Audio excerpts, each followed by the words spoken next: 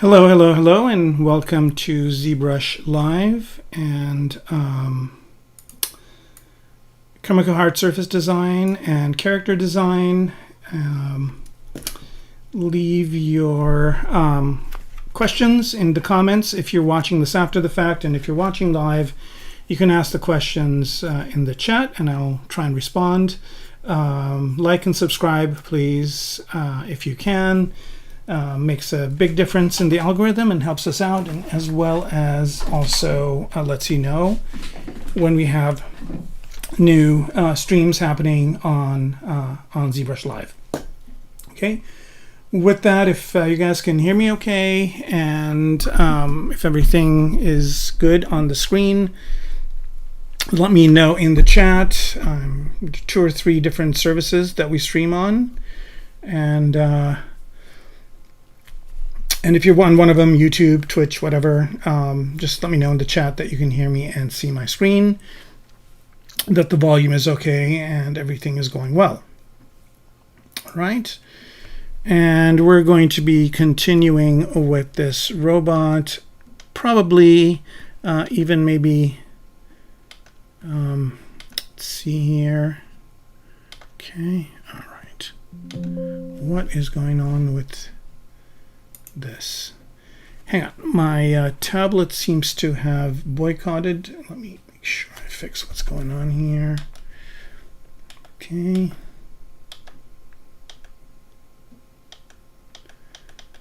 All right. I think I might need to do this in the settings. So while somebody is letting me know that you can hear me okay, I'll just quickly do this. I was already gonna change the brush size, so I might as well do both of these. All right, there, and then start and devices. Okay, pen, display settings. Okay, toggle, display toggle. Okay, I don't know why it's doing it this way.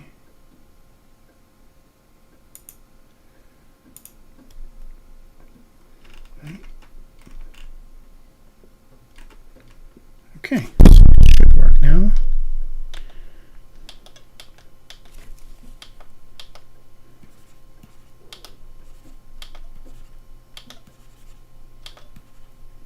Okay, it's just cycling between just those 2 displays. All right, well, one way to fix this is to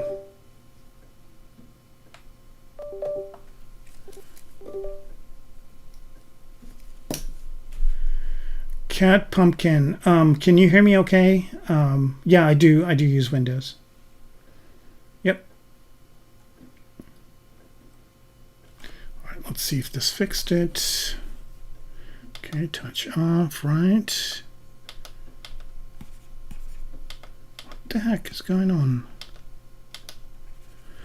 All right, let me see. I think there's an issue. I'm going to restart the Wacom driver, see if that fixes it.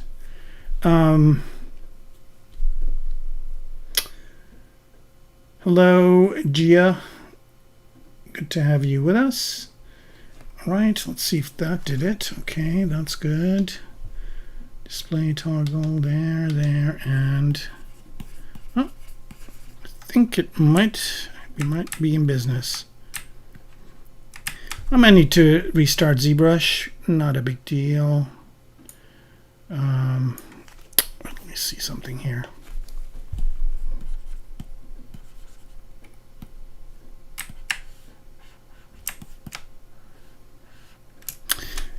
Okay, yeah, I just need to restart ZBrush real quick.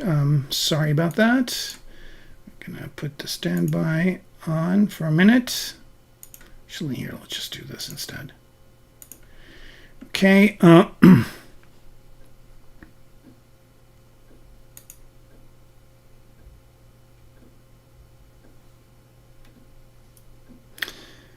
right, this is coming together.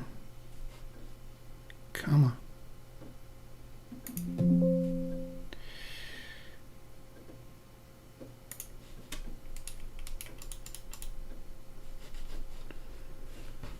All right.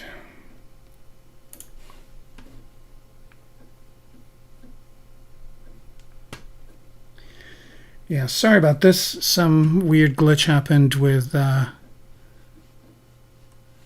drivers for the screen.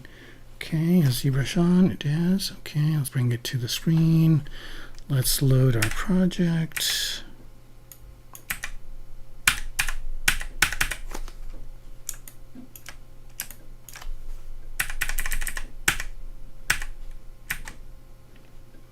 That was weird. Okay, and quick save this. No.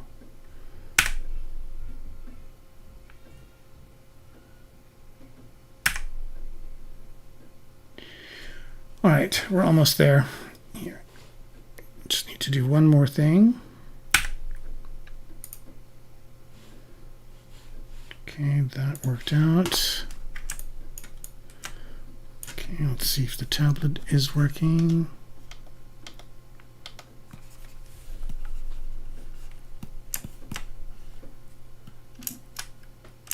All right, I think it might take a minute or two to figure itself out. All right, let me hide this.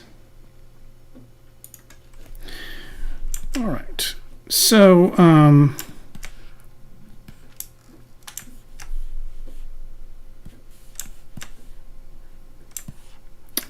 yeah, I don't know why it's being a little bit glitchy, but not a big deal. I just want to change the size of the cam view to maybe about 150. There we go. All right. Is the document size correct? Actual AA half. Yep. All right. Okay, so a few things that I did on this, and sorry for not being on last week. I think there was a bit of a confusion in the schedule, and I think something came up. However, I did get a little bit of time to work on this the following day, and I was going to do a stream, but it didn't happen. Anyway, I just did these mesh covers for these mechanical parts here, and I'll show you what they are in a minute. So I'll just pick this middle one here. So there's this part which basically is open, and I figured it'd be a good idea to cover it up. And basically the cover is just a really simple sphere. And here I'll just go to dynamic and turn it off. Okay, so it's just this basic, real simple sphere, and I use dynamics just to kind of shrink wrap it onto the part that's underneath, right? And then I'm using the in dynamic subdivision, I'm using the I'm using micropoly, and I just chose just one of these guys, and that kind of put a nice little mesh around it. So it's kind of a way to just hide the kind of the mechanical parts and make it safer for people around. And that also looks pretty cool, and it looks cool on the render. So here I'll do a quick render, and you guys can see.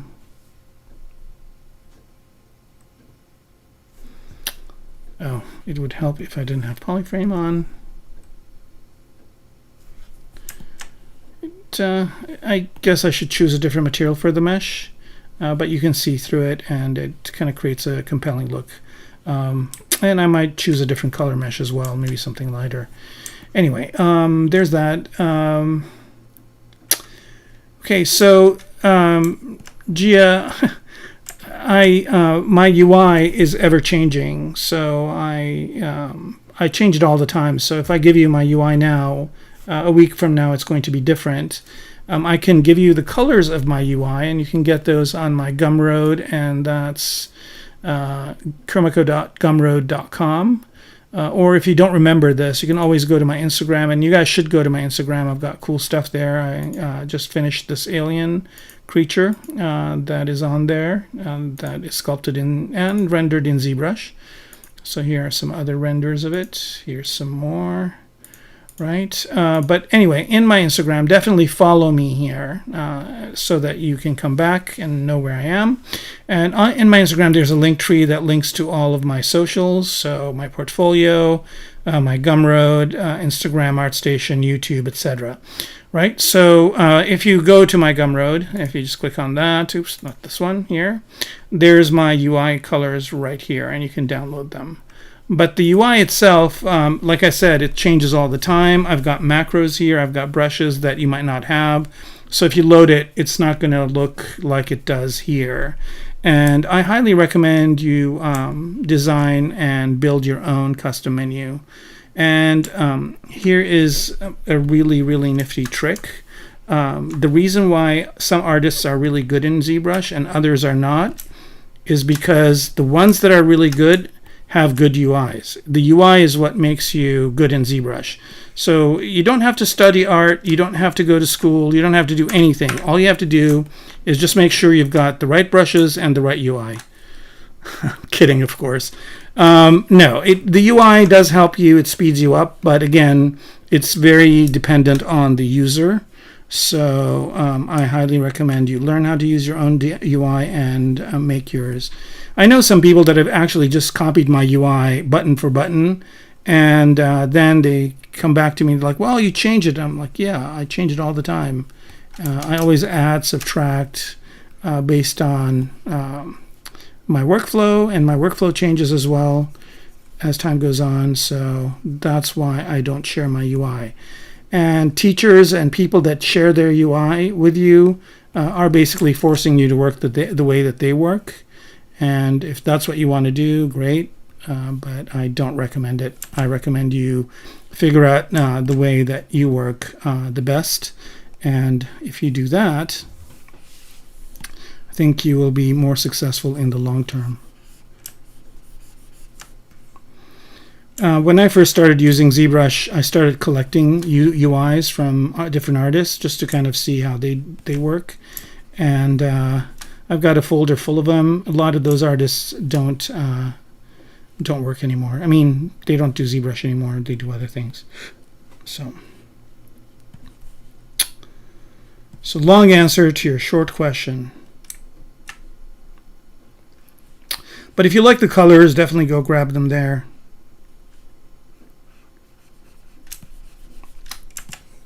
That I'm happy to share. It's interesting what you can and cannot customize with the colors too. But I prefer the blue to the orange personally. All right, so why is this filling? Oh, it's got RGB on. All right, let's just fill it. Let's grab this orange, fill object. Okay. All right. So I think I want to work on I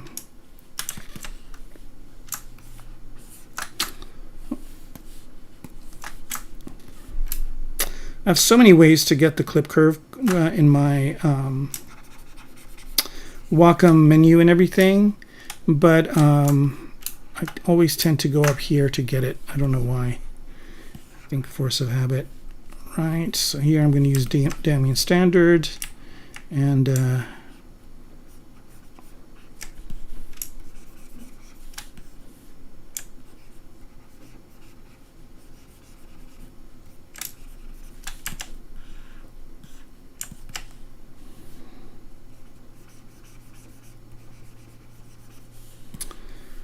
right.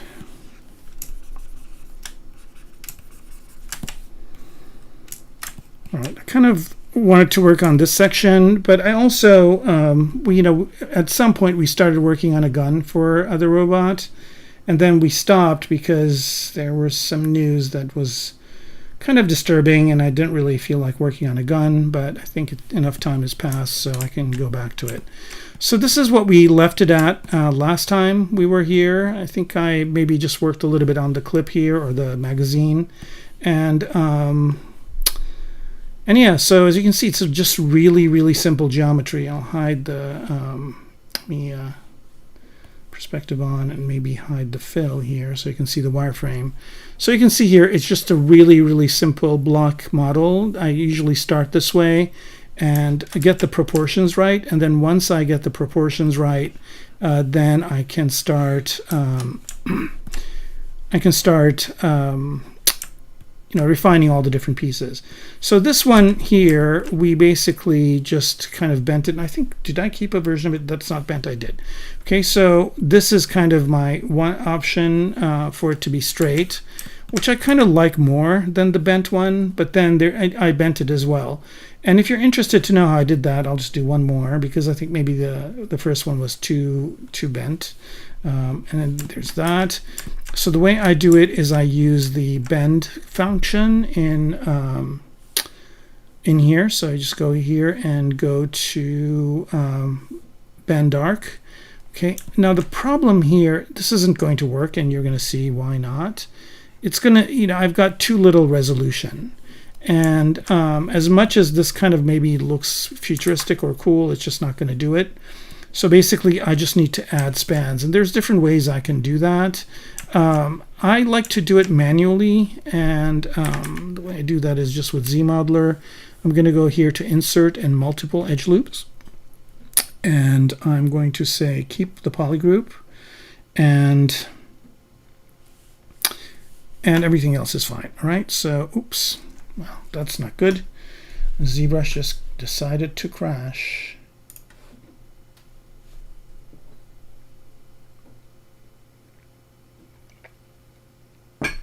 Hopefully it's not going to be one of those days. All right, yes, you abnormally crashed. We are aware of that. Let's go ahead and load this back up. No.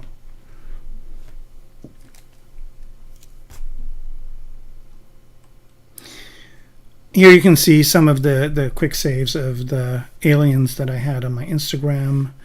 Okay. Oh man, we lost all that work we did on that one section. That's fine. I always tell my students, whenever something crashes and you haven't saved, it just gives you a reason to do it better next time.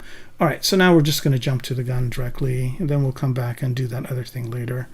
All right, so there it is, and let's go back to the magazine. And oops, this, no, where is it? Let's pick that one. It's probably right next to it. Here it is. Okay, so I'm just going to solo that. So here it is, right? And again, I'm going to go to Insert, Multiple Edge Loops, and keep polygroup. Now the thing to note here, and I'm just going to make this all one group. Yeah, I think I'm just going to leave it be. Well, actually, maybe polygroups will help here. So maybe I will do that. I will say, let's just do same polygroup. Okay, so if I drag this out, it just gives me the spans. Okay, that's a good number. And you just want to make sure that they're equidistant, meaning that if you are adding some here, you want to make them as close as possible to the ones above. Oh, here we go again. This is not good. This is not good at all. I don't know why it's happening. If it happens again, it's just probably because there's something wrong with my installation, and I will have to get it fixed, and then let's do this one more time. And just for the heck of it, I just want to make sure if there's a new Cintiq driver. Let's see here, back in restore.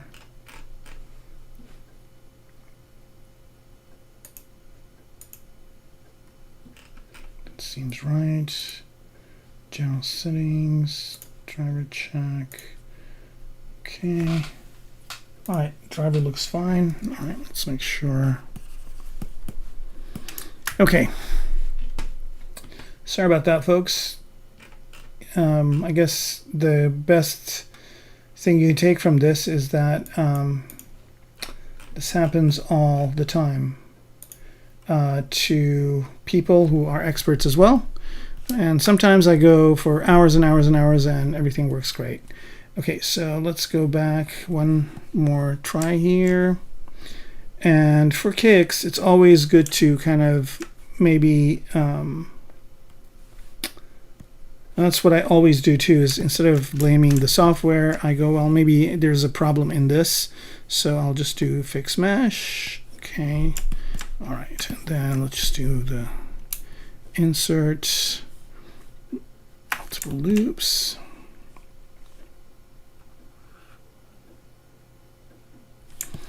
Okay, I'm leaving it at the defaults. Okay, oh, there it goes again. All right, this is not cool. I would drop back to a previous version, but I can't load the newer, I dropped back to 2025. But I would not be able to use, I'm just going to see if this is just some issue that I have. I also want to make sure that I have the latest version here, updates.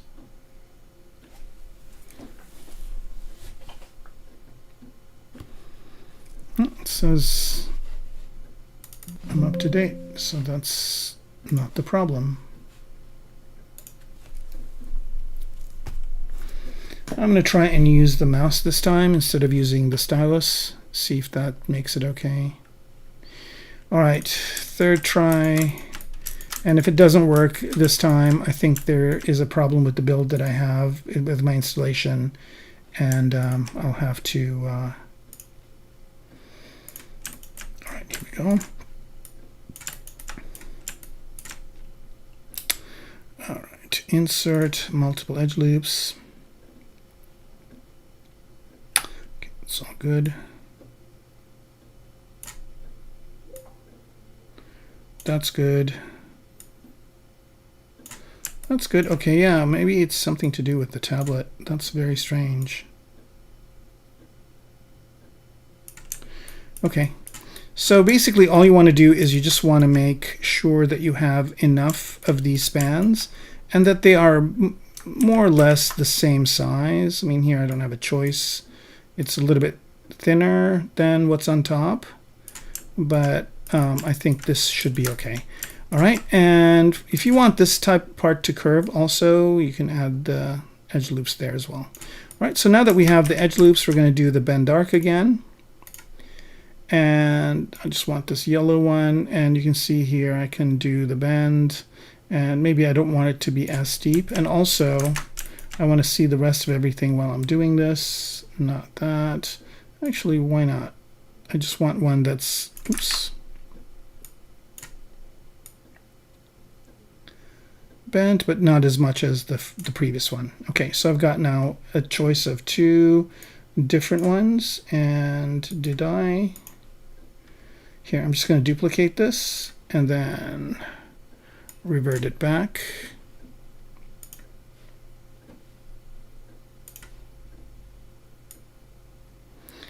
So I basically just want to have a clean version of it, and then here's one version, and then here's another. And this is the one that we just did. And we can play around with it more or less. I think this one I masked the top part. So you can see here I can do all sorts of different variations, but I think I like this one more, the one that we just did. Let me take a look here. Okay, and if I was going to, if this was going to be for a game and I needed a hero shot, I probably would shell this out. And the way that that would work, and I think I'm going to do it anyway, is I would just go up here and inset. And what I'm going to do is just inset flat island. So just that flat part on top, and do a little bit of an inset like that. Okay. And then what I would do is, that's one way to do it. Another way to do it is to, I think I'm going to use the inset method. Okay. And then what I would also do is I would take polygroup,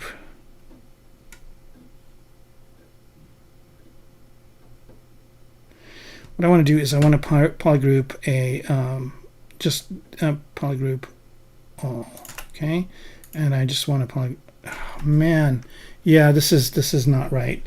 Okay, so apologies for this.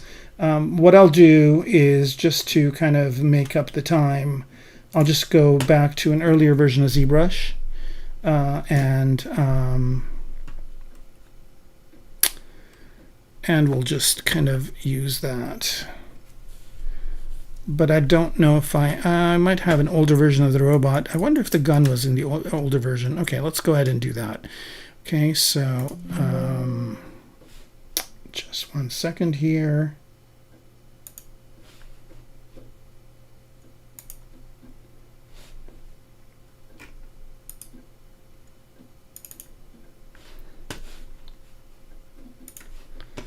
All right, let's see if this works. I'm just going back one version that doesn't have some of the latest things, but it won't matter. I'll just work on the gun alone. We won't work on the robot. Okay, yeah, okay, I guess we could do that. And I think this version is going to be fine as far as working. Yep.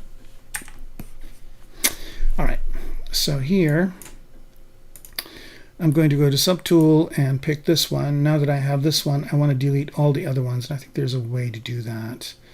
And that's under, was a delete other, I think we'll do it.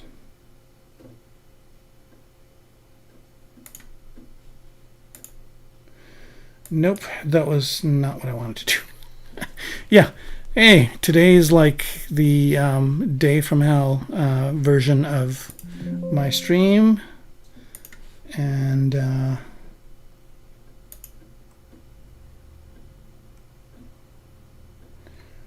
what is going on? Okay.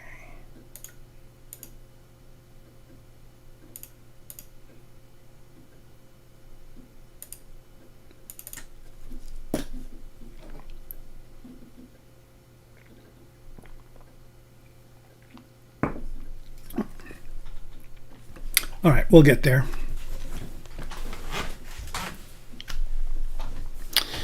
Let me do a few things here. Let me, and this kind of sucks because the new stuff in ZBrush 26 are pretty cool, but I think there was a issue with one of the plugins, so I was on a different build and that they wanted me to test, and I forgot to uninstall. Okay, so let me go to document here. No, document double. Right, that's not what we want. What we want is this. Okay. And I don't know if in this version I actually, yeah, okay, so it's exactly what it was before. All right, so I'm going to pick that. I'm going to go to it. And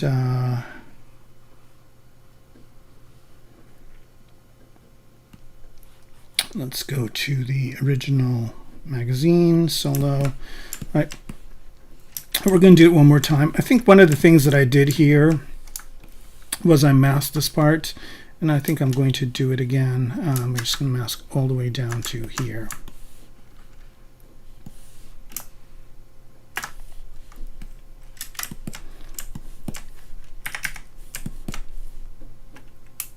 Okay, and I want to insert multiple edge loops.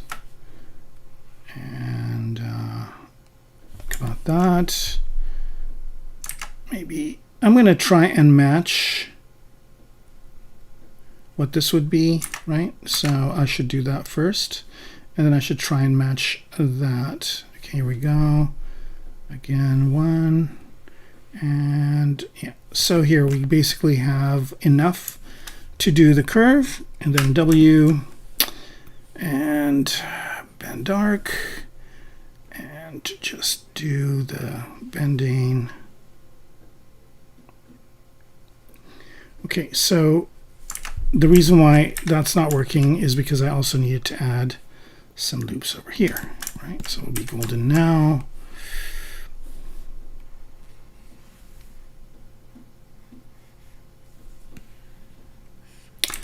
Okay, and the reason why that's not working is because because I think I masked here. I'm going to use a different trick here, which is just selecting this part.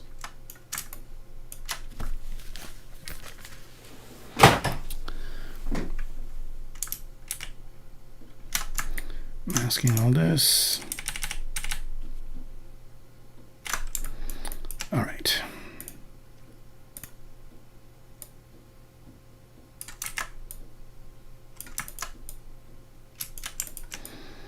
I don't know why it wants to just select a certain number. Okay, I think this will do it now. No, it's still kind of weird with these few. All right.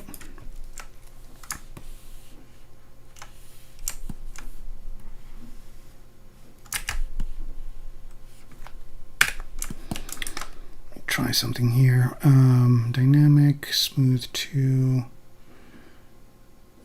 Oh, I guess it would help if I just applied this. Okay, let me just duplicate that and then apply the dynamic subdiv.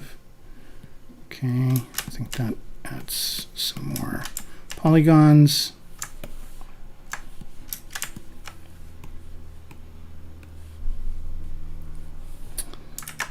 Delete lower, or let's just go all the way down to, oops.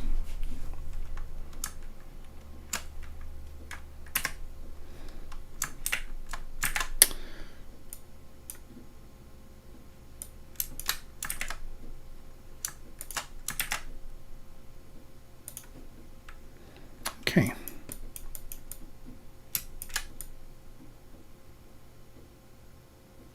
I think maybe I should not have had a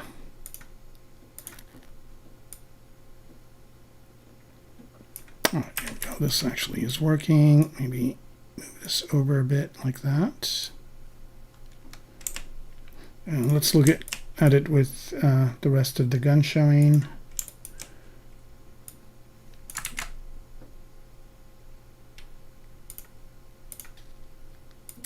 I want it to curve, but not too much.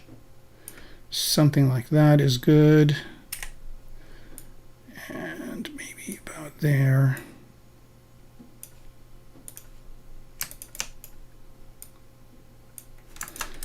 Okay, that's perfect. Okay, so now to do the thing I was doing before, I'm just going to go ahead and now insetting this is going to be difficult, so I'm just going to go ahead and select this top. I guess is it? It's not. Okay, so I'm just going to polygroup this top as one group, polygroup flat island, like so, and I'm going to select this polygroup. Of course, it would have to be one that exists, right? And just select that, invert it. I'll turn double on so I can see inside, and then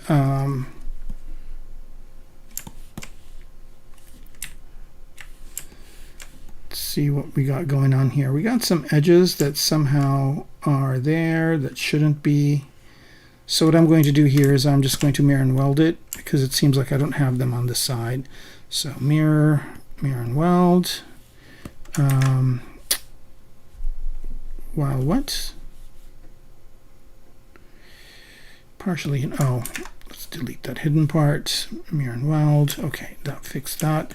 So now all I need to do is to give this thing some thickness. So again, dynamic, no smoothing, no Q grid, just some thickness, and then we can choose a good thickness, and we'll have it go to the inside.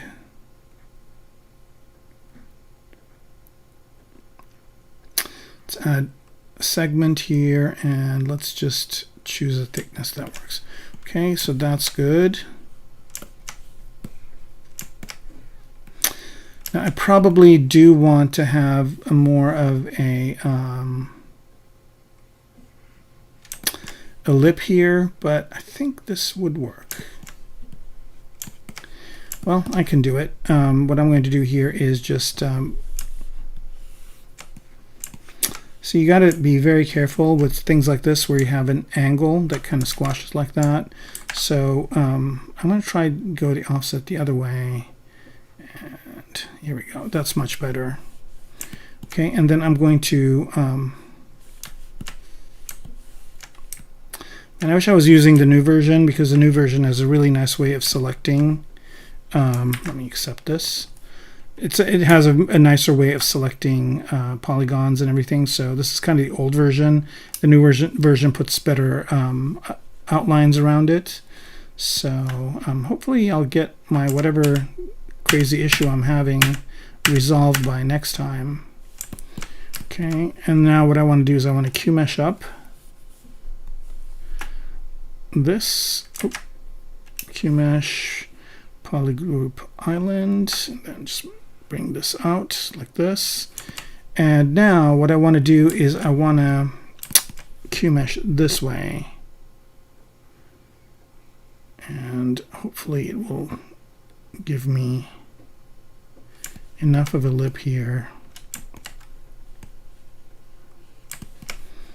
It's good enough. Now what if I do a dynamic with just some smoothness and no thickness? Will that come out looking okay? Let's do this. Yeah, that looks good.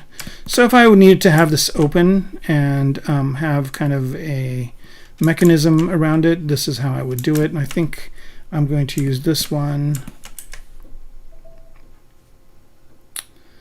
versus the one I had before. I kind of like this one more than that one. Okay. All right, so now I've got that, and I want to start working on some of these parts. So this part right here, again, very low res, very, very low resolution.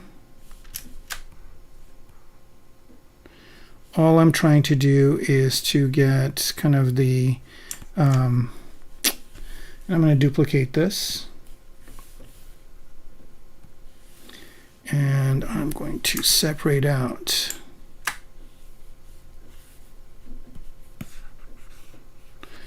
this part, delete the hidden parts, and then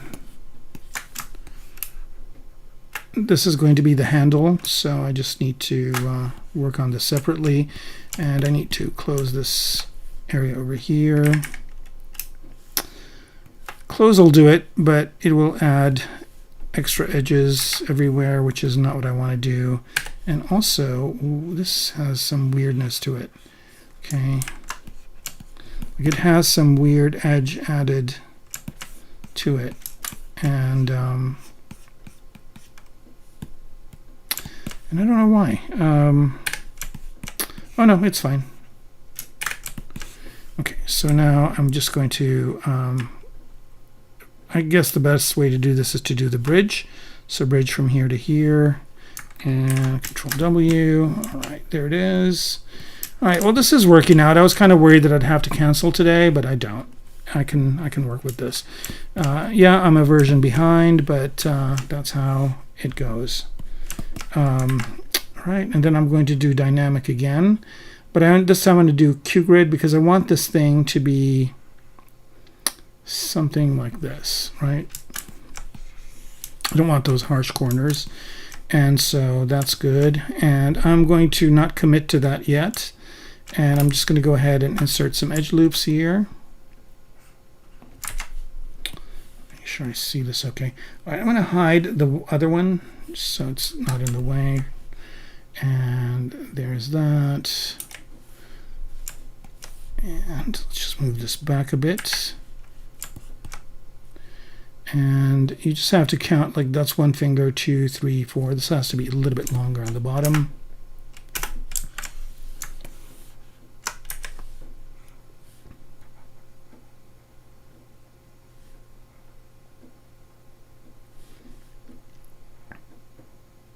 All right, something like that. And now I just want to slide this edge And right, so this is one edge, and then I'm going to insert another one.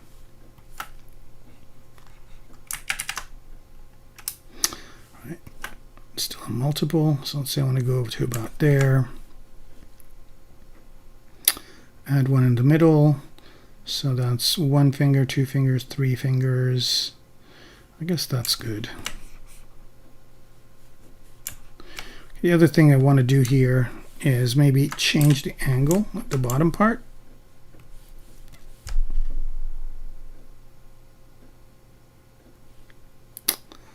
To that.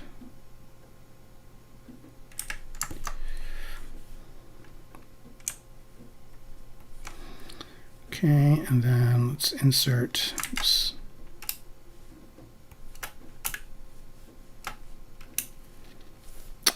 So you do nothing for the face, and for the edge, let's just go to insert and insert one here. And now I'm going to go to multiple again, just so I get equidistant.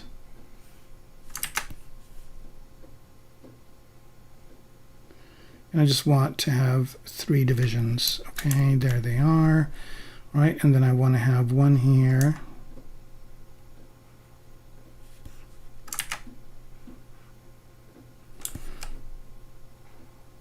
Okay, and this kind of gives me a little bit of an idea of how the division is. And let me add a few this way. So now I don't want to really mess with the polygroups that I have here. So now I'm going to go ahead and say keep polygroup and just add the edge loops. I just want enough for an indentation. Okay, I got it. And now I'm just going to go to QMesh and a single poly, pop this in, pop this in, and pop this in. Okay, so now I just basically have that kind of handle this way. And maybe I'll do that in the back too. Let's see if that works. Also, I just noticed that it kind of messed things up here with the edge looping. I don't know why it did that. Let me see here. QMesh, single poly, line. Okay, all this is good. Okay. Now another thing I could do is I can go the other way with the indentation. So I can just say, okay, I want to take this polygroup and QMesh polygroup all and just QMesh it outwards. That's another way I could do it. See what that looks like. Nope.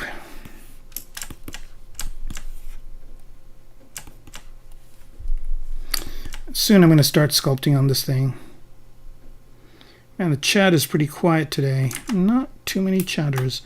I could go inwards like this. All right, I think that's what I'm going to do. I'm just going to mask lasso this part. See what this gives us. That's exactly what I wanted right there. All right, perfect. Okay, let's take a look. All right, that's good. And then I just want to create QMesh flat island.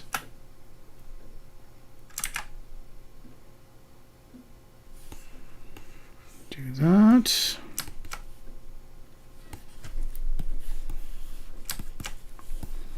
And QMesh poly loop. Do that to create that kind of bottom part for the handle.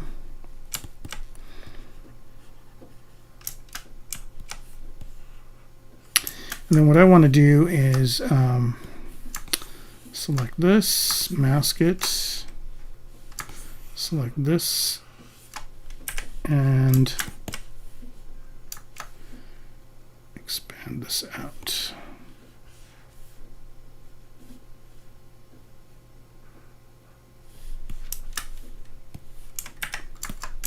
Okay, so again, this is pretty low poly, and you get, like, you see what's happening here with this. I think that's because constant is on. Oh, that's even worse. Okay, and then the coverage I can kind of play around with. let's try and keep it at a Q grid of 1. And let's play around with this until we get something we like. Maybe add some more smoothness, less smoothness. I think more. Okay, that's good. And I'm going to go ahead and apply this. Okay, and then I've got these weird, like, you know, kind of edges over here, and I think polish crisp edges will do that. So polish crisp edges.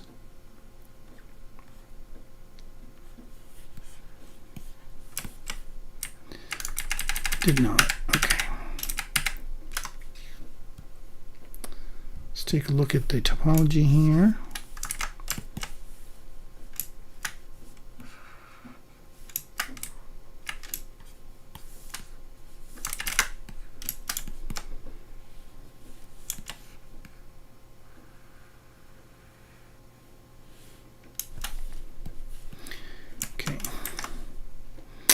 If I go ahead and reduce the smooth subdivisions on this and apply, okay, and now if I try to do this polish by feature crisp edges, maybe just like 1 or 2, and then go to dynamic and just smooth it. Here we go.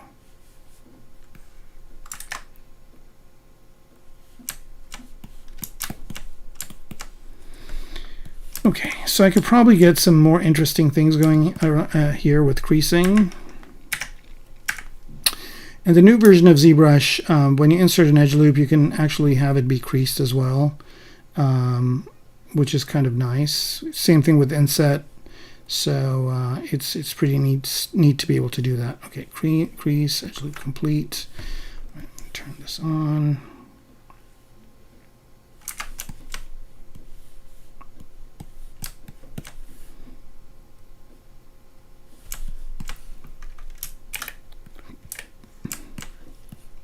See if that makes it look any better.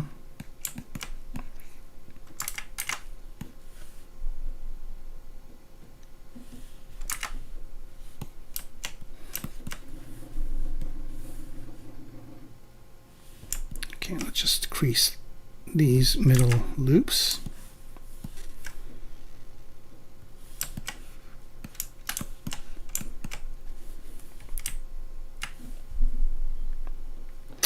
And here I'm going to use the inflate brush.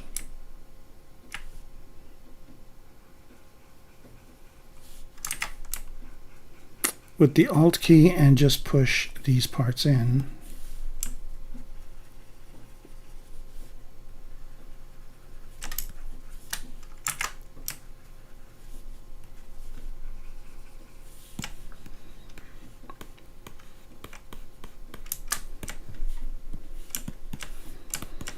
Right, that's good.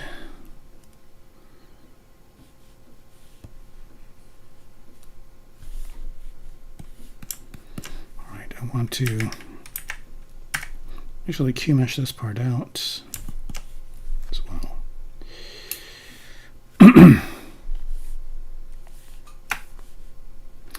So how's everybody doing? What's going on?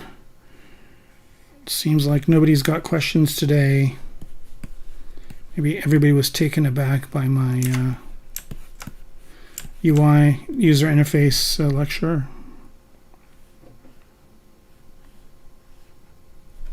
Hey, I'm just being honest. It could be, you know, use my UI and you'll get so much better at ZBrush. I could do that, but I won't do that to you.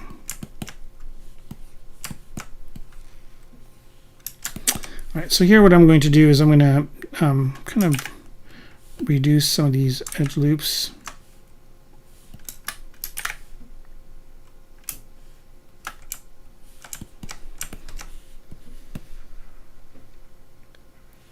I want to go to about halfway here.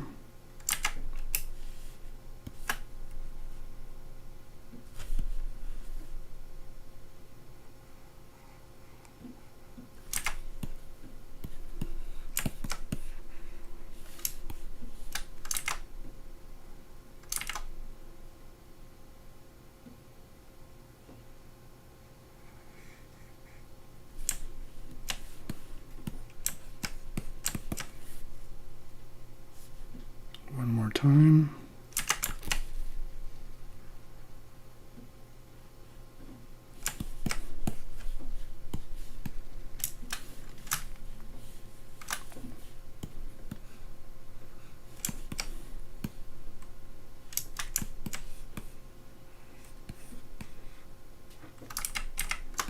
Don't know why I decided to go out that way, but hey, whatever. I think maybe I need to delete this edge loop. There we go. Maybe this one too.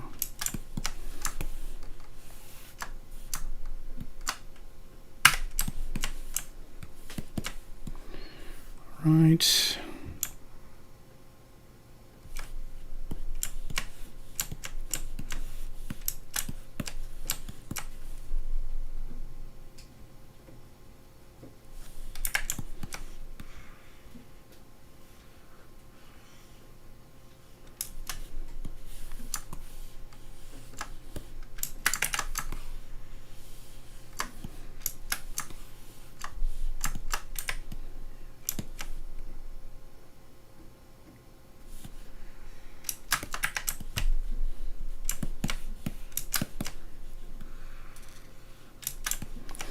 Okay, so that looks like a bit okay. I think one more thing I want to do is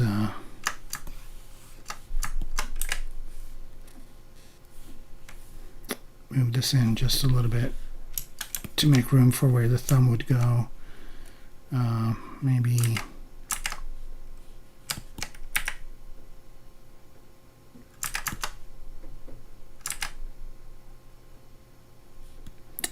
there.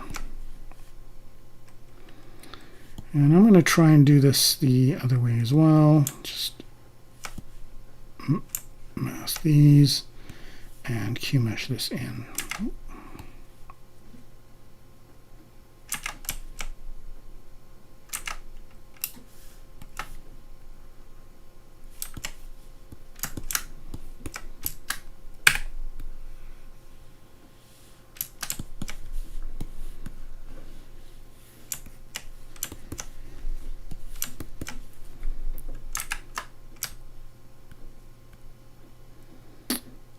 I'm going to take this as far as I can.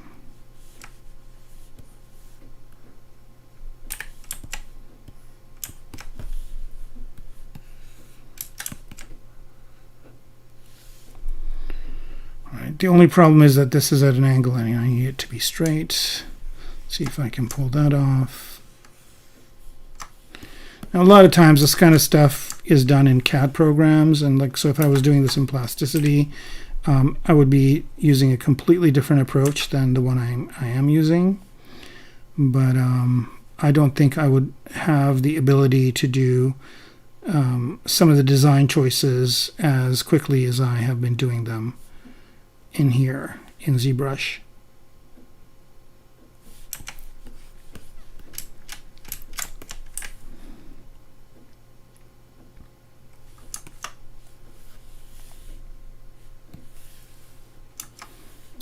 Okay.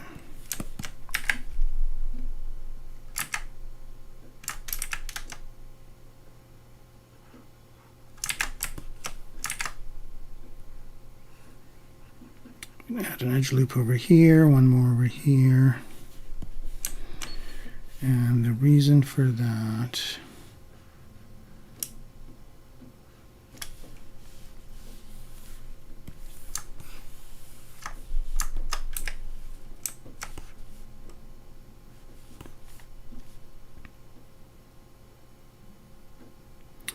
is because I want to make this a bit wider. Okay, one more supporting edge over here. One more over here. All right, I think that should do it.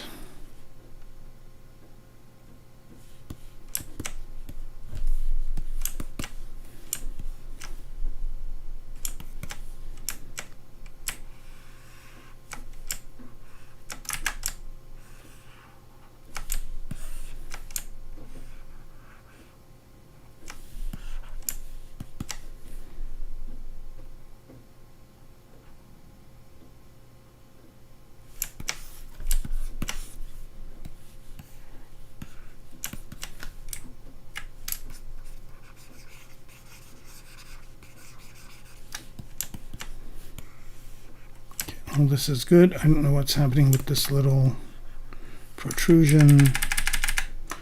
Okay, I think I know how to fix it. So basically I'm using the Shift key here to grab, the Alt key to polygroup, just create a temporary polygroup, and then I'm just Q-meshing it inward, like that.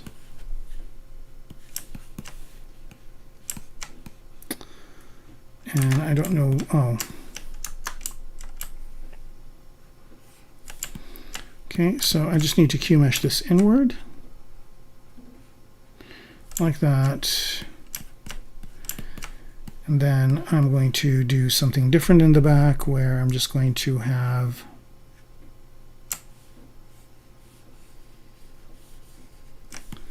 these push in.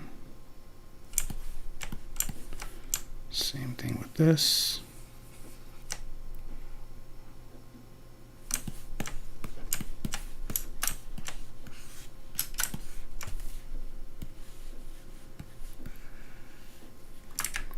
Okay, good, but not exactly what I wanted. I think it might be better if I kept. Okay, so 1, 2, 3, 4, 5. 1, 2, 3, 4, 5. Oops. Okay, let's push these in.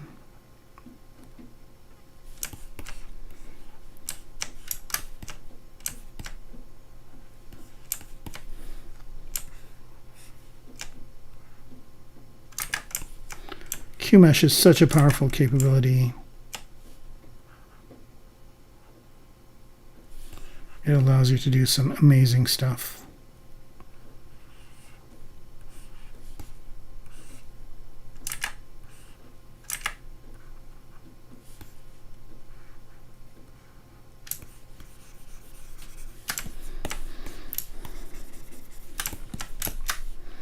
All right.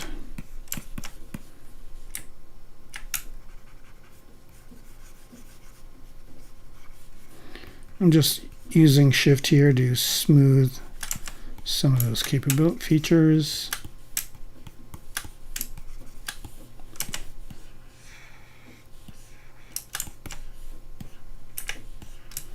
I think the whole thing is a bit too thick.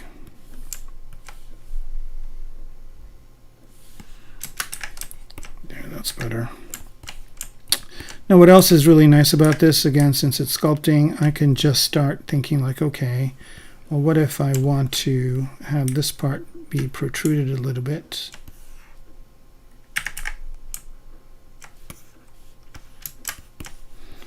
Right, so I'm no longer restricted by CAD rules. I can just be sculpting. So I just want to add a little bit of kind of sculptural anomalies here. I can.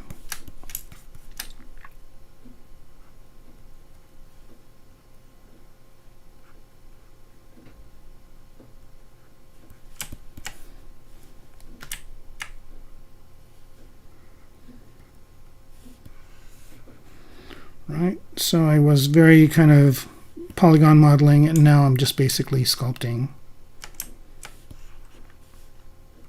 with what I had.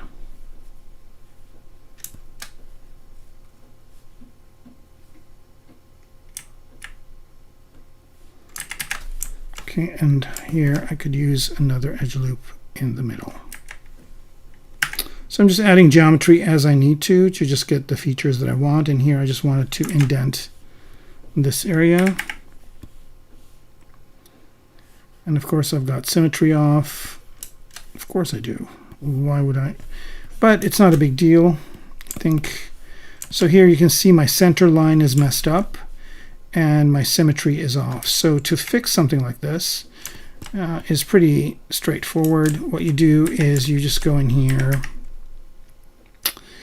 and let me jump out of this. You get rid of these middle edge loops. So here I'm just gonna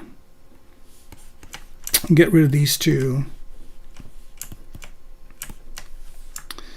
And then make sure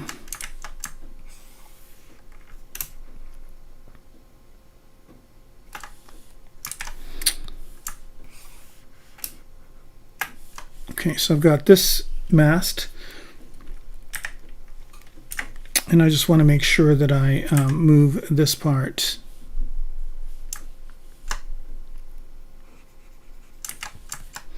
Actually, let's just see what happens if I just do a mirror and weld. Okay, not bad. Got most of what I needed. I have this weird indentation here, but I can fix that. So to fix that, I'll just move this over this way. And the other weird thing was that, so I'll just move this down this way. And you just want to make sure that you work on one side, don't care about what you do on the other side. This is the side that's good, so that's the one I'm going to keep. I'm going to mirror and weld it again, and this will be better. Now another trick is you can re-delete your middle line, and that straightens things out, and then you can re-add it. You can add it without mirror and weld. Okay, so now we're good, and then let's activate symmetry so we are symmetrical and back to where we were. Okay, so now I'm just using the move tool and sculpting to get the look that I want.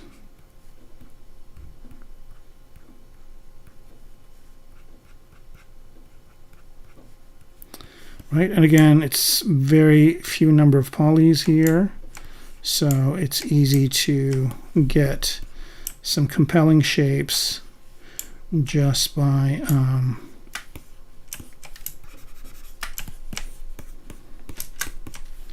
moving a few vertices.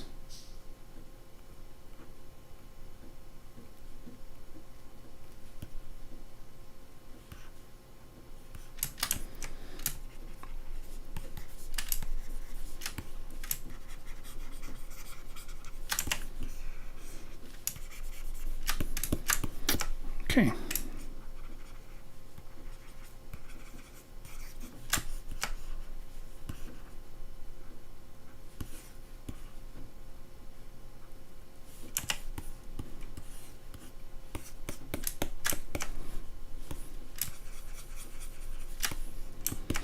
I'm not liking the way that this bottom is kind of just flat like that. So what I'm going to do here is I'm going to, again, using ZBrush, just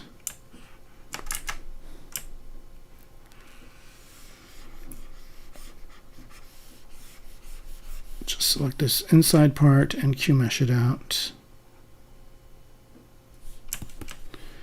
And Q-mesh this poly loop and get something like that. Again, go to sculpting.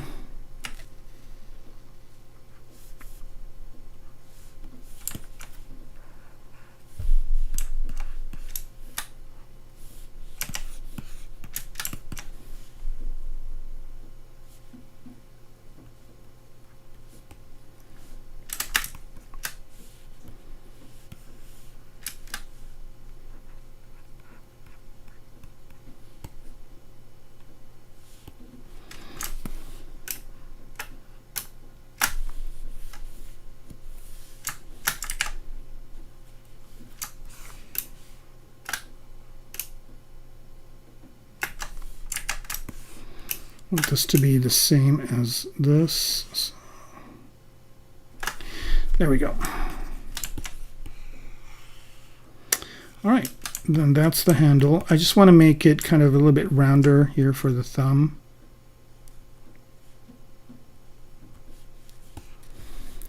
And then what I'm going to do also,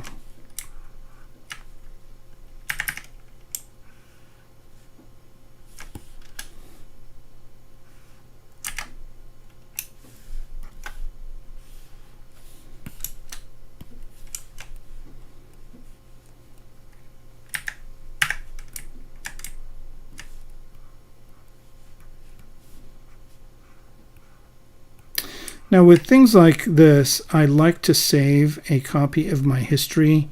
So what I'm going to do here is I'm going to go under, I think it's under Edit, and I've got my undo number to 350. That's good.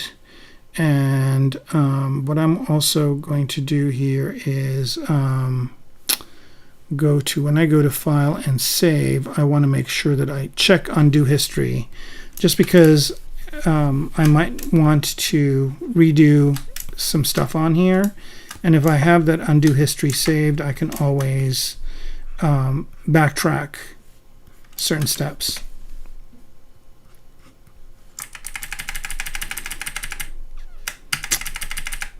All right, so just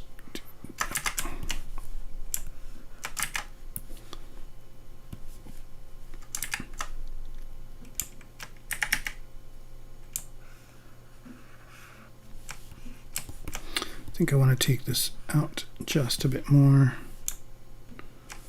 Maybe go out to here.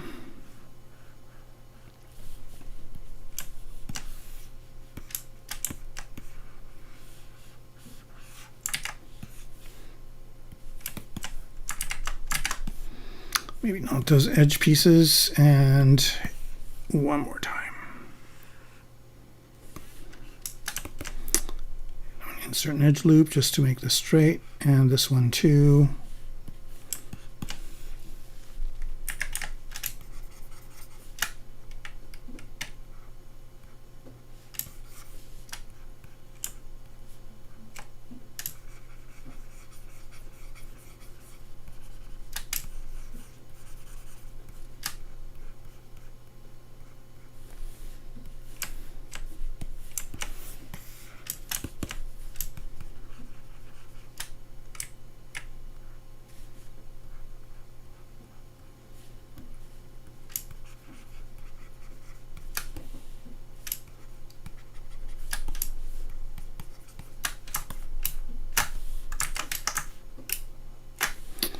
Right, and here I'm just using the clip curve just to get some of those harder edges. Okay, so that's good for the handle. Now what I also, I guess I need to adjust these a little bit more.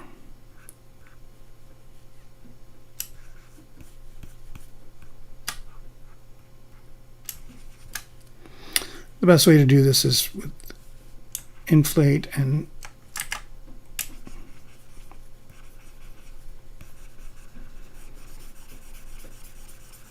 actually, it's even better this way, but I'll get a little bit of it.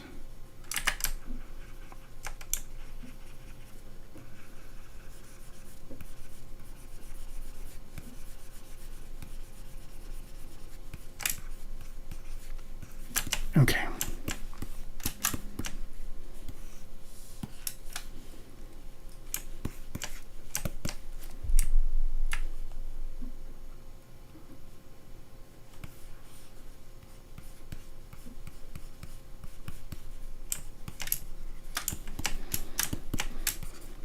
All right, and if I want to create like a pattern or something on here, I'll have to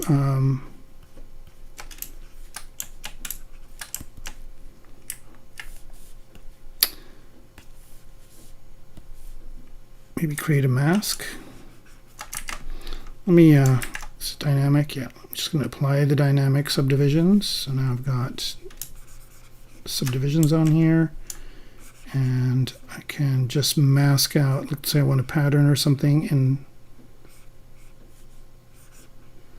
I could do it with surface noise, but I don't think I'm going to get into that right now. I'm just going to get into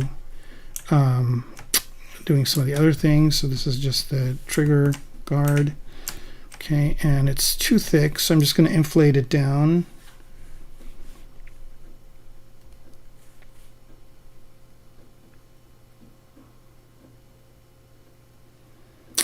To something like that.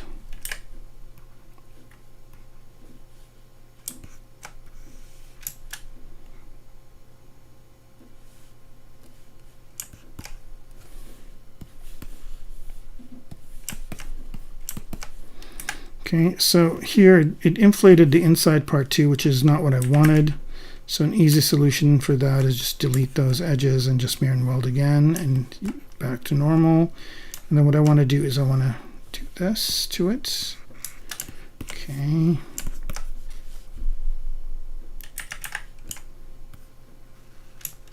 Now I want to move this, but if I do, the inside part will not move with it. So for that, I'm going to use the other move brush, which is move infinite. and move infinite will move all the points that are parallel to it. And here what I'm trying to do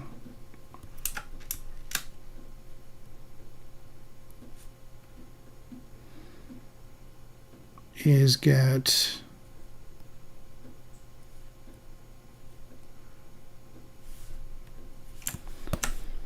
enough of a border. And here I can actually try a few things out. Is it better like that? Is it better the way it was before? How about a sharper angle? Sharper angle looks pretty neat.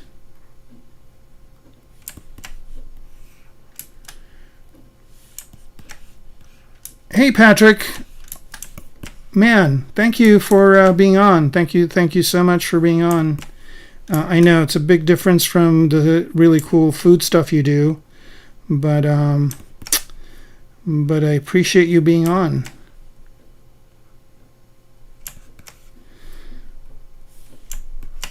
All right, I think that's good. Center this, move it out. I don't know if you were here from the beginning, but it's one of those really bumpy ones today where I had a kind of a 3 crashes in a row. Kind of a unfun thing. Right, so here I'm physically creating a bevel. And I'm doing dynamic subdiv with QGrid on this. Let's see what that looks like. It looks good. I'm going to do the same thing with the inside here. Add an edge loop there, add another one here, delete the one in the middle.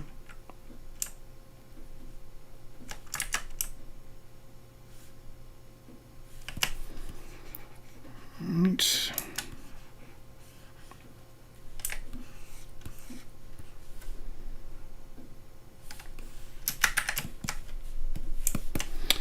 Okay, so now I want to bevel some of this over here.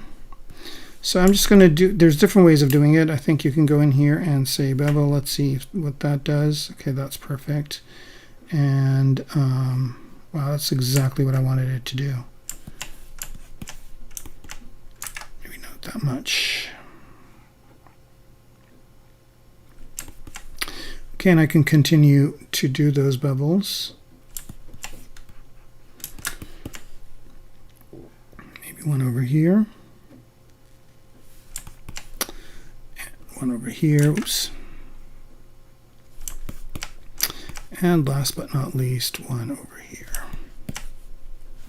And I'm going to let this autosave. All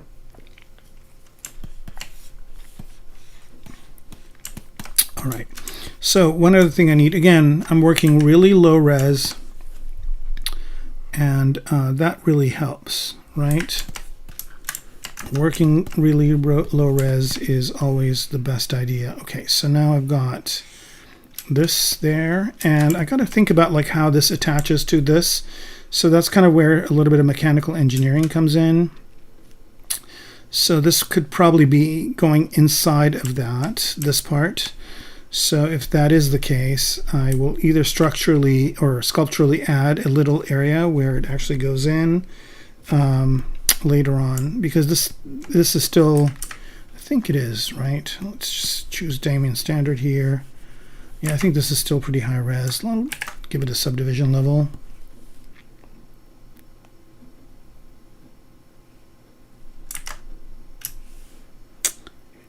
And we'll do a cut this way.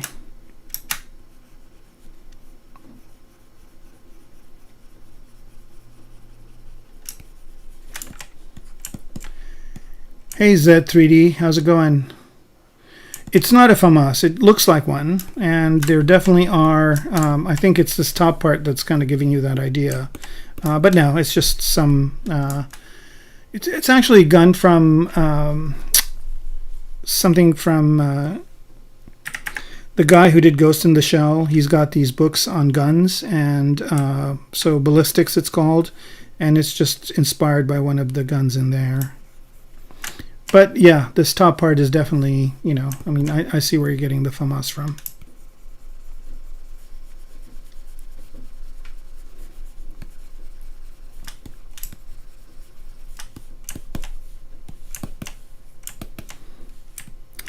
All right, I think here I've got a few edge loops I don't need. I'm going to delete the higher subdivision levels for now.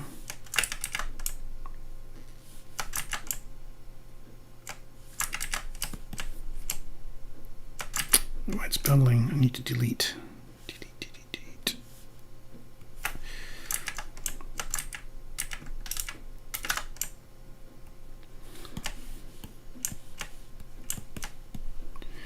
All right, delete this.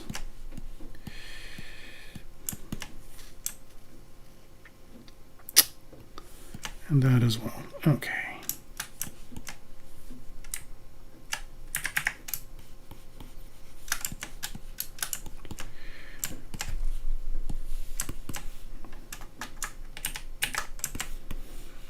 All right, so the handle's good. I think this is pretty much done. Again, I got to figure out how this kind of attaches to the whole thing.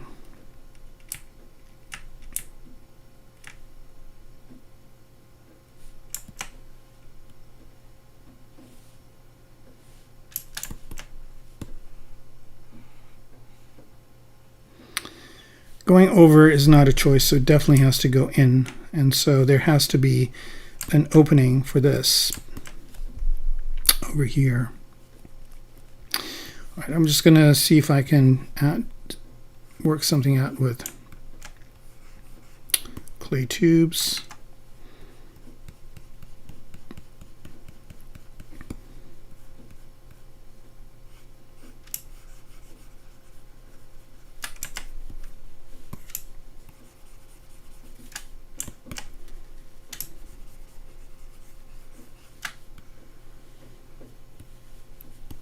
And right now it's just pure sculpting. I'm not worrying about topology anymore. I'm just adding thickness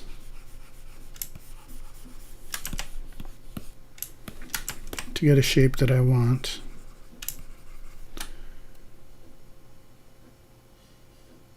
KDA, you're welcome anytime. You're more than welcome to ask questions while I'm here. You can ask them in the chat. I'll answer them for you. And whatever other types of questions you have. You can leave them in the comments if you're watching this on YouTube after the facts. And I will try and answer them for you. Because that's kind of the point of these is, from my perspective, I get to spend a couple of hours a week and work on stuff I want to work on that's not work related. So I always have this as an available time for me to do it. And also, as a community perspective, I'm here to answer questions on what I'm doing or any ZBrush questions. I'll try to answer them to the best of my ability. I do teach ZBrush, and so I do know it fairly well. All right, so now this part, let's go ahead and apply this to it. And let's subdivide it a couple of times. And let's smooth the crisp edges. Let's see, what kind of geometry do we have? Okay, it's good. All right, I think that's good for that. I still think it's a little bit too harsh. Especially its inner bevel is a little bit way too harsh. So I'm just going to take down the subdivision levels back down, delete the higher subdivision levels. I wonder if, let me see here. Yeah, it's pretty well.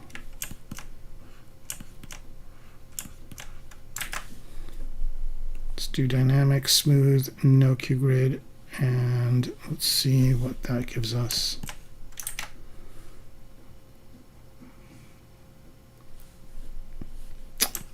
I think the geometry in there is pretty restrictive, but at this lower subdivision level, if I just use the smooth brush, it'll smooth it down.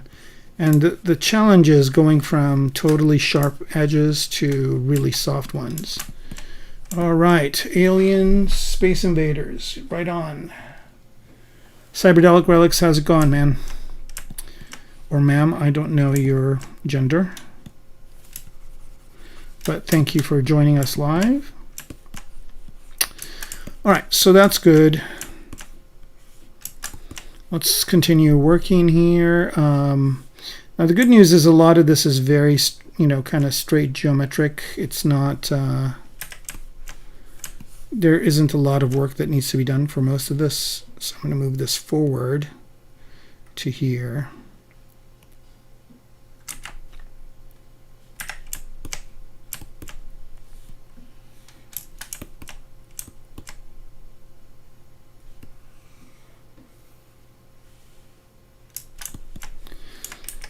Extend it out.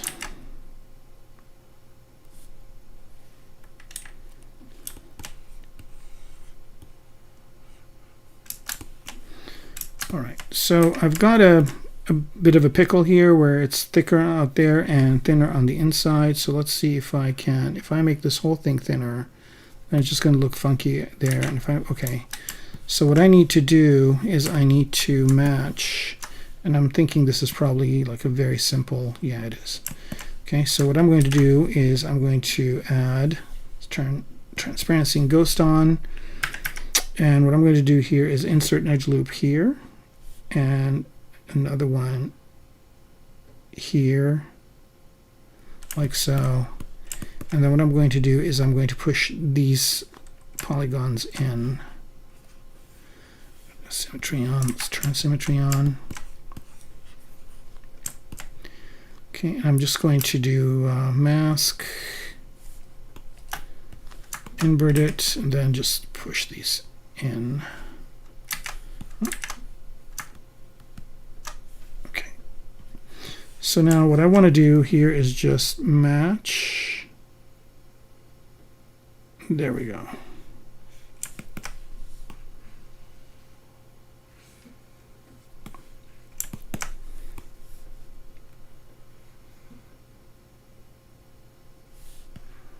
There, that's perfect.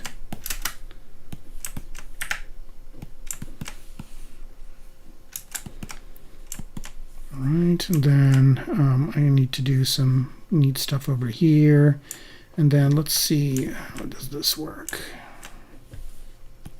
All right, first off, this thing needs to be the same angle as that, which it wasn't. And now it is. Probably move this down.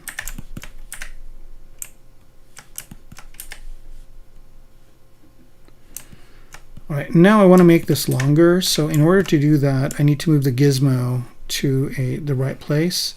So here I'm just basically picking 2 points and aligning the gizmo to it. Then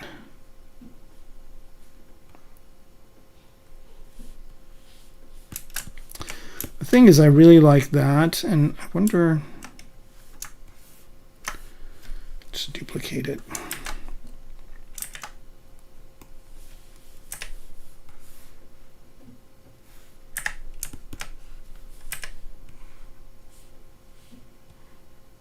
I wonder if this will work. Kind of does.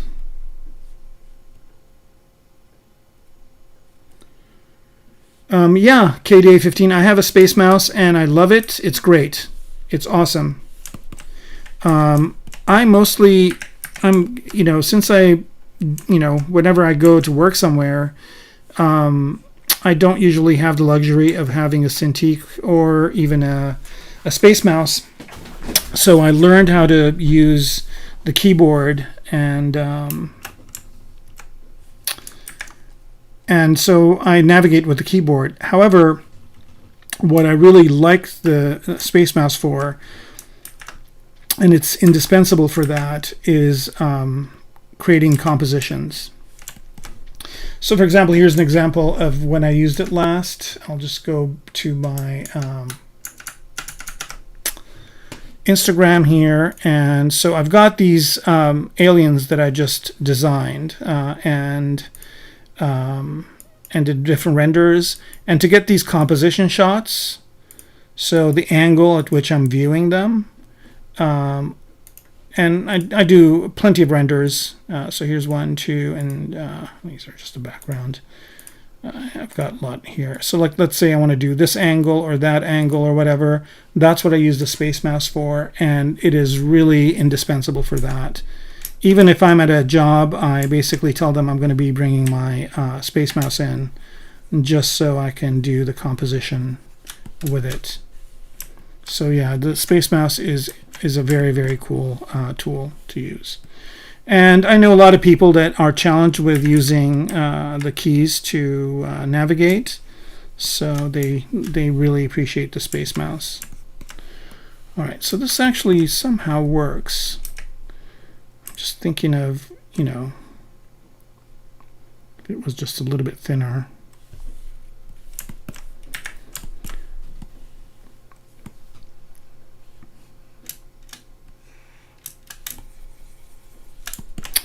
I'm actually thinking of getting rid of, let's see.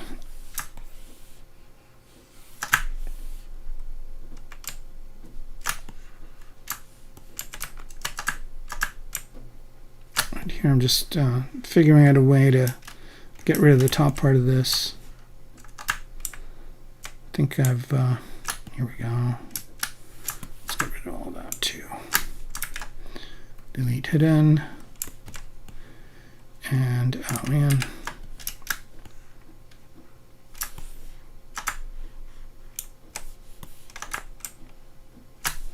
okay, better.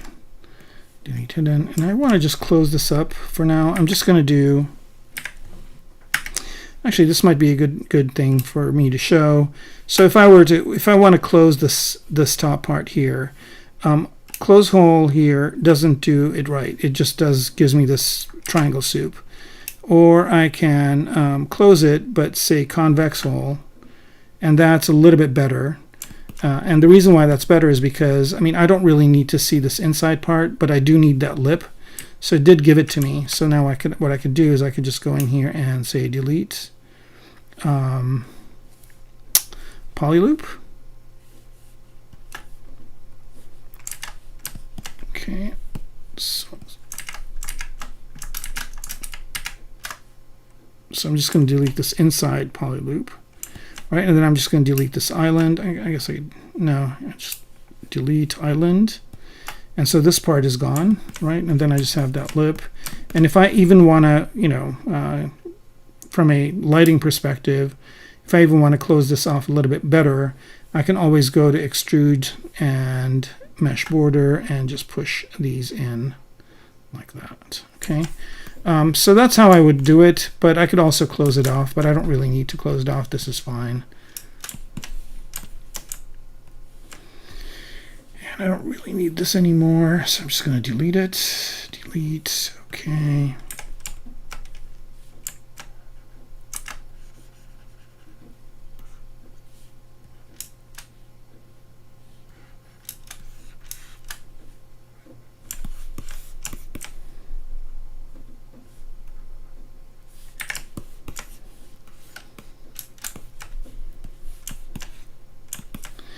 All right, so I'm going to try a trick here. This is going to be really interesting to see if I can pull it off. I want these to go all the way around, right? So what I'm going to do here is I'm just going to get this at a good enough angle. So first off, I'm just going to put this at the home. Okay, so I know that it's centered in geometry, and then I'm going to move it over a little bit this way. All right, and then I'm just going to mirror and weld it in the Z direction.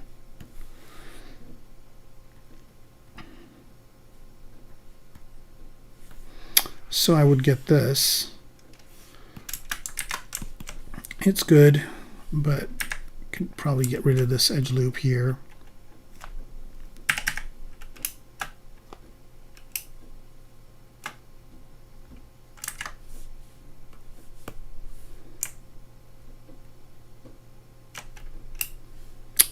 Still extrude on insert. Here we go. I'll probably get rid of these two edge loops and then do it again. Mirror and weld. Still okay. Continue to get rid of these guys. Mirror. Mirror and weld. Okay, so I'm getting closer to what I want.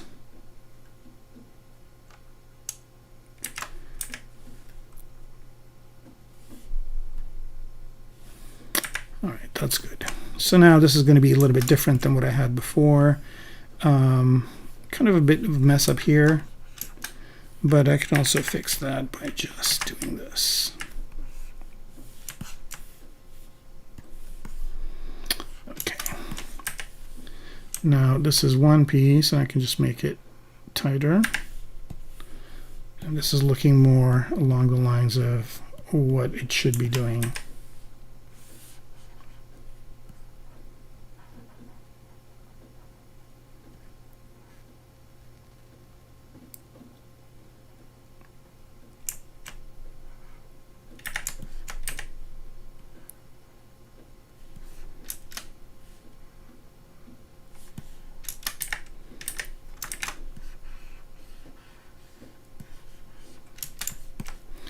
All right, I'll have to figure out a connector here to connect it up, but I'm just going to, for the sanity of it, just add a line this way.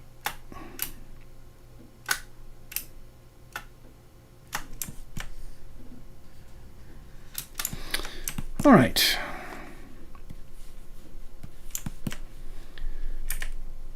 Is it worth the price? Absolutely. So here's the thing. I have a couple of them. I have one that's the kind of the nice, you know. Here, I'll show you guys.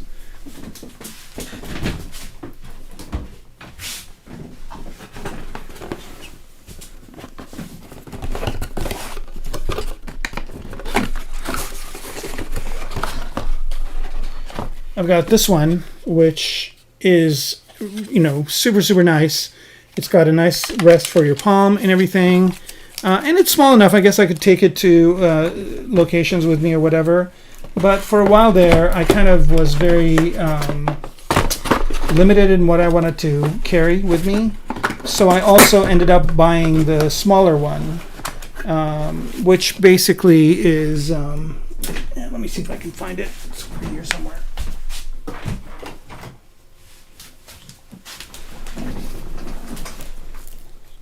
This one,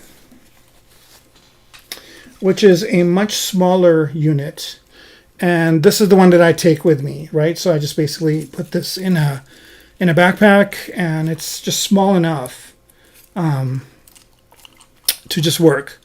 And this one is kind of more for field work, and then I use the bigger one when I'm at my desk. I don't have them connected all the time because I don't have you know, I don't have enough USB ports, and I don't have enough room on my desk.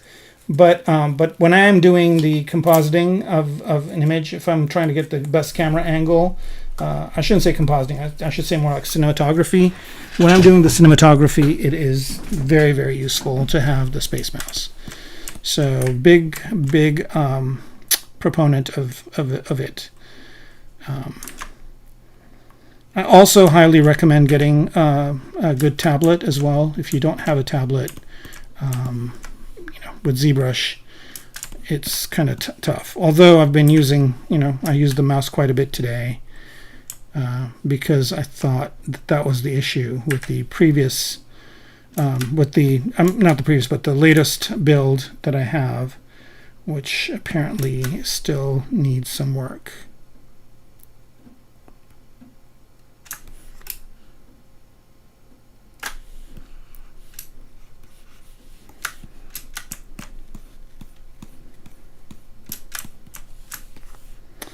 All right, I just did all this to this, and yeah, I do have symmetry on. Why didn't it work? It did. Okay. Is this symmetrical? Weld. Oh, nope, not Z anymore, just X. Okay.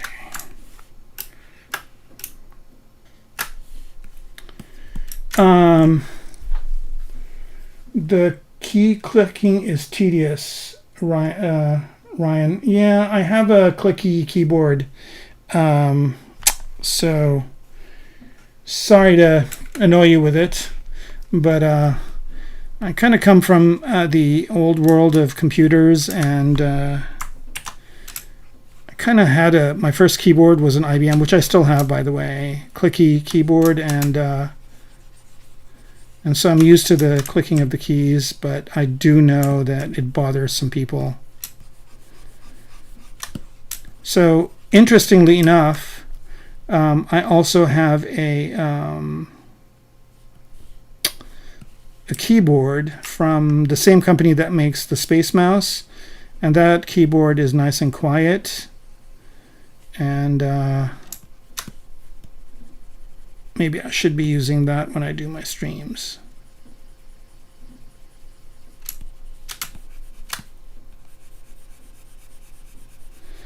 But I do like me a click.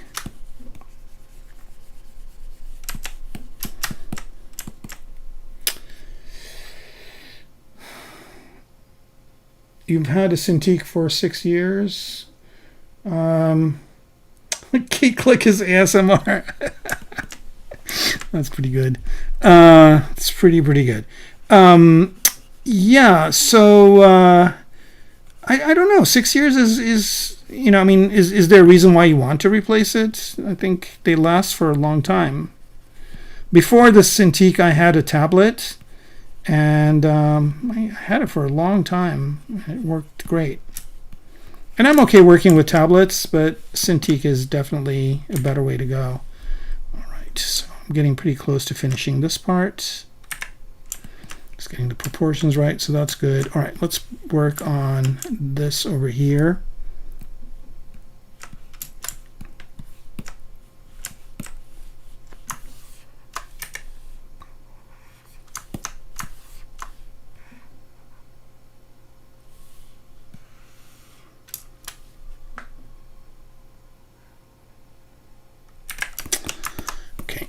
So for this, kind of have the general shape of it the way I want it.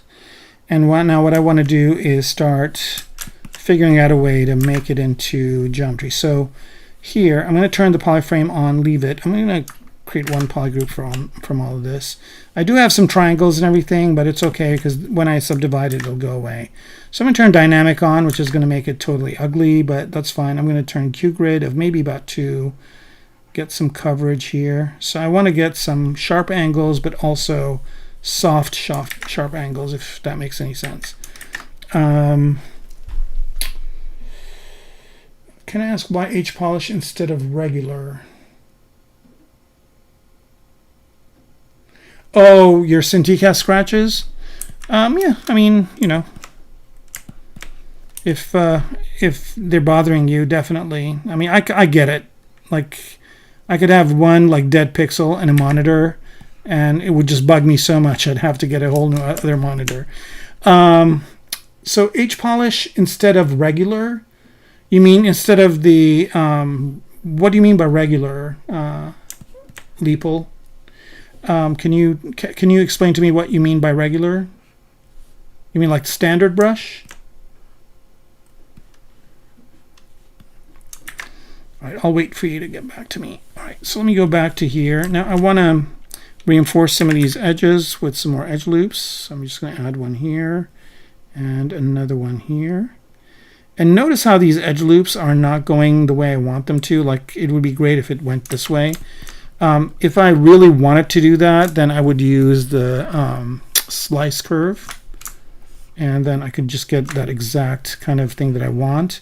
But it does create some weird funkiness over here. But I can fix that as well.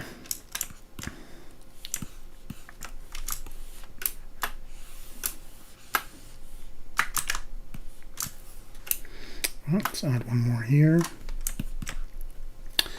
Oh, there's H polish and polish. I always use polish, but I'm quite new. Okay, so the difference between those two. Good question. That is a very, very good question, and I'll answer it for you with the sphere. Let me just make it into one of my spheres. W, that one. Oh, is this not a Polymesh 3D? It is not. Okay, I'll just pick something else. How about, let's just do a Polymesh 3D here, and here we go.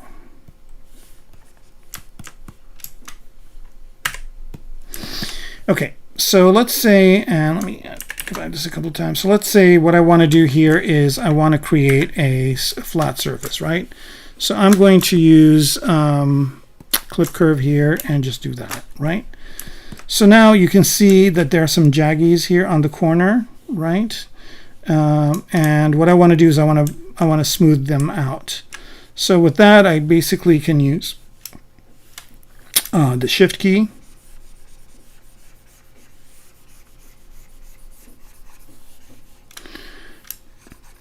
And that basically just smooths out those corners. And now I've got this nice kind of gradation over here. Let me just change my material to here. Let me just load one of my materials. Okay. And let's see. I just created a new one today, but where is it? Is it over here?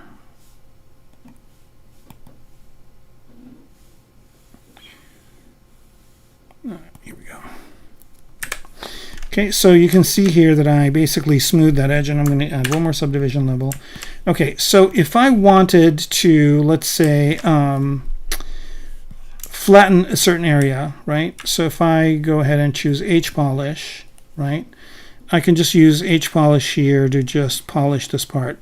And you see how it kind of is protruding over here, and you don't want that to happen. You just can choose preserve edge to 100. And that basically will make sure that the edge that you have is being preserved. Okay, so H polish is good for getting flat surfaces. And suppose I want to flatten this area out, so I can just do H polish, and notice what it's doing is just flattening that area out. And remember, H polish works in two ways, right? It either indents, so now it's indenting. It's going inwards, right? And then just kind of Shift to get that out, or you can also hold Alt and then it comes out, right? So then you can do this kind of thing as well, right? So H polish is best for just creating, hard surface, straight edges, or straight faces, I should say. And so that's what I would use H polish for.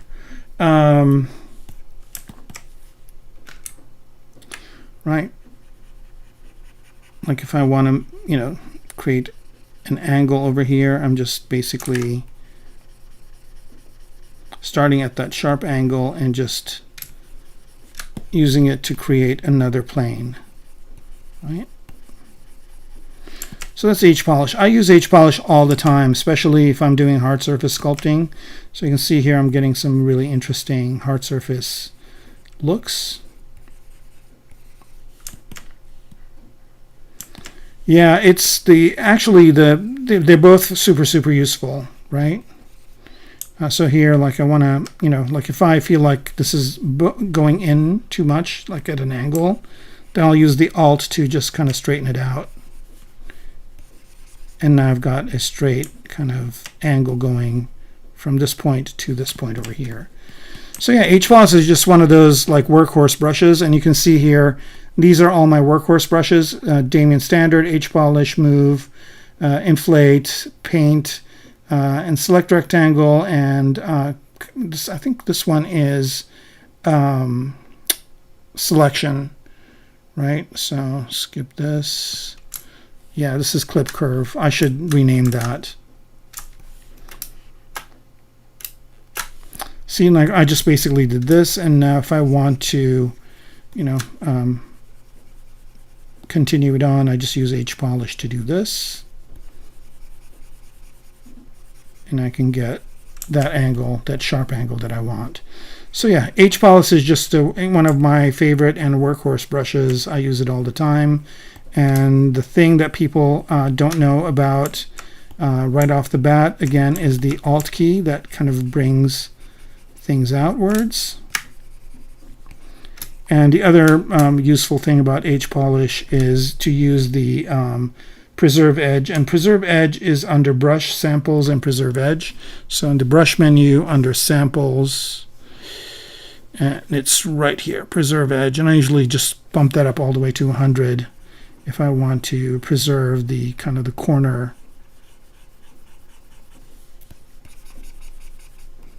You can see here that I'm getting some really interesting hard surface shapes just by using the H-Polish brush.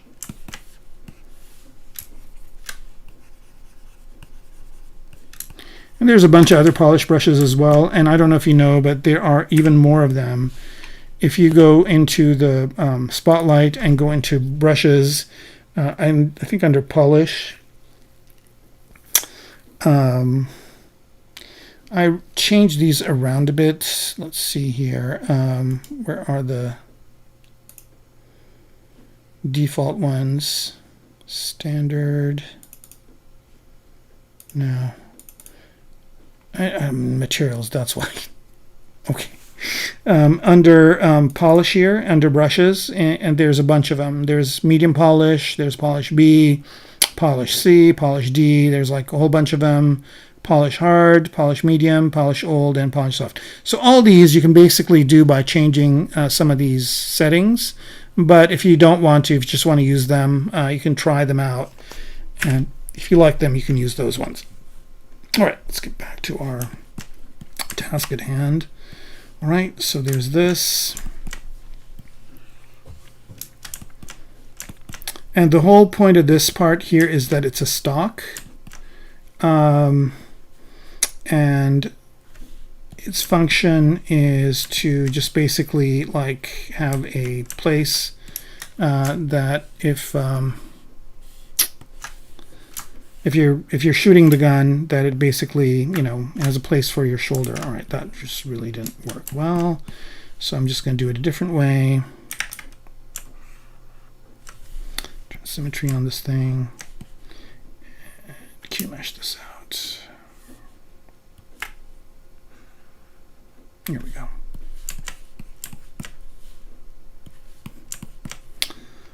And mesh this up.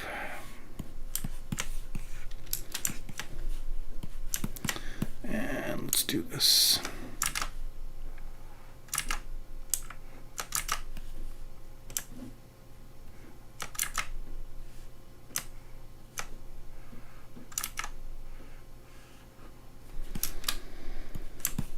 All right, so this would kind of be the stock of it, and so the shoulder would be going over here, and for that let's go ahead and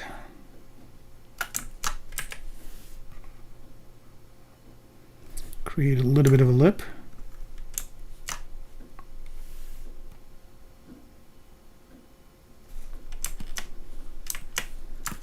Something like that.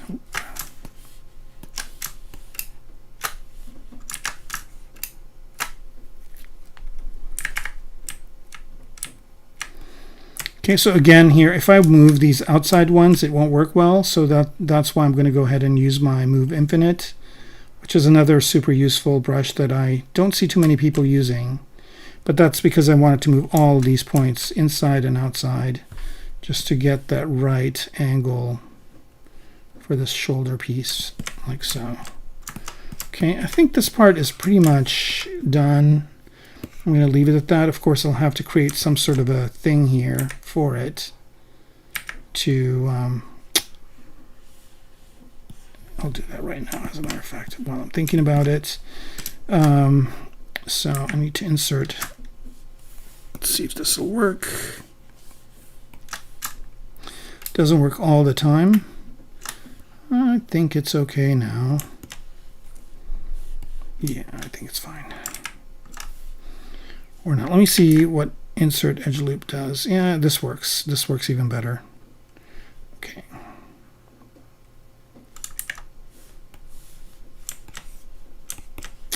I don't like this kind of little point here. Even though it's a quad, it's still kind of looking a bit pinchy. I don't know why. It's probably because it's a triangle. All right. What I'm going to do is stitch these 2 points together. And again, this kind of stuff is just, you know, me being super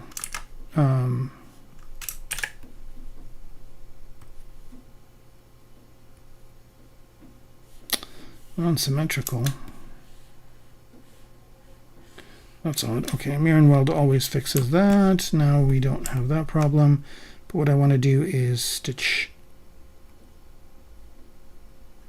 wrong one. Okay. Okay, let's see what that resolves to. Okay, it's a little bit better, but I don't like having this 5-point star over here, so let's go back to the way it was. I think one way of fixing this is to delete. Let's see how bad this is. Yeah, it's pretty bad.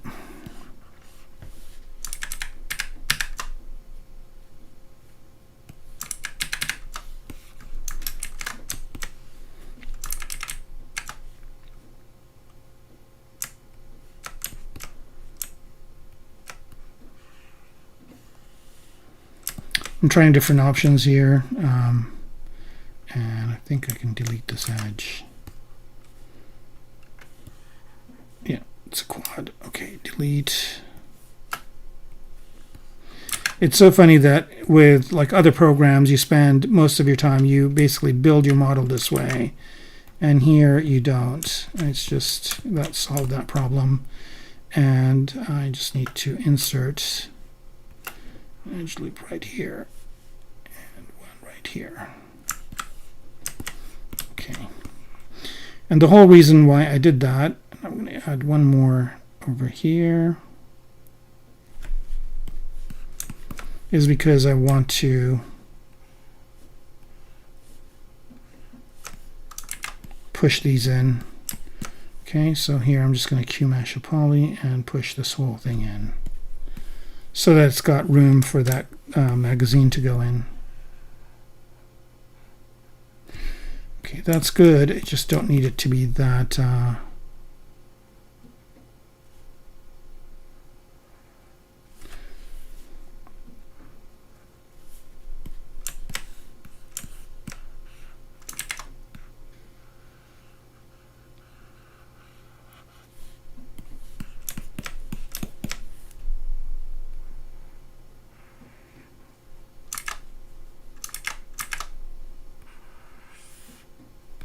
okay, here we go.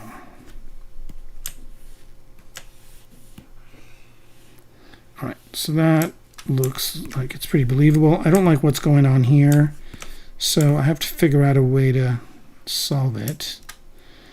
And I think the way to do it is this.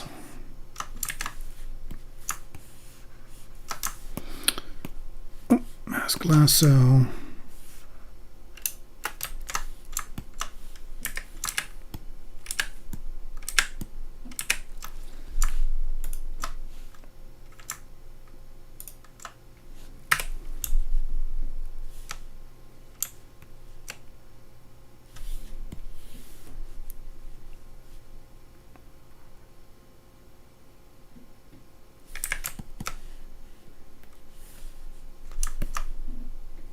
Right, I'm going to add another edge loop over here.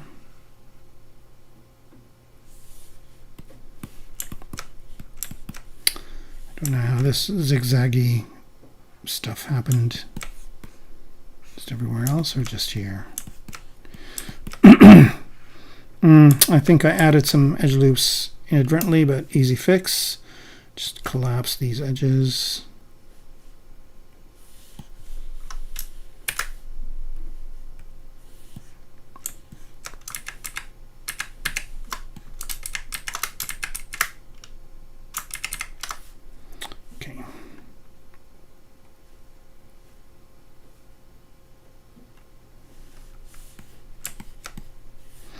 Yeah, I don't know what added those. I've got click to solo on, which is kind of disturbing, but here I'm just going to delete these edges just to get the quads. Right, and Good. And now one more thing I want to do here is just Q-mesh this up at an angle. That should give me, yep, perfect. All right, so that's that.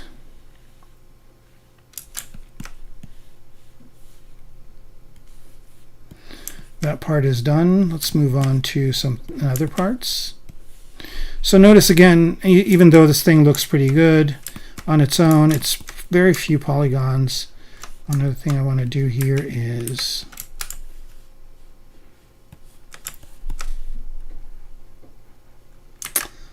bring this in. However, that middle line is causing issues, so I'm going to delete that edge. Does it not go all the way through? It should. Delete edge loop complete. Okay. It's weird. Why did this happen? Ah. Still have here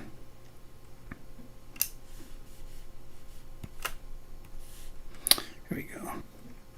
And then delete edge loop complete.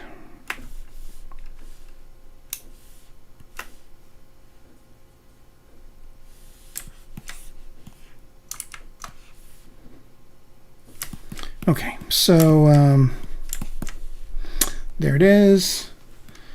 And yeah, so I just wanted to take this top part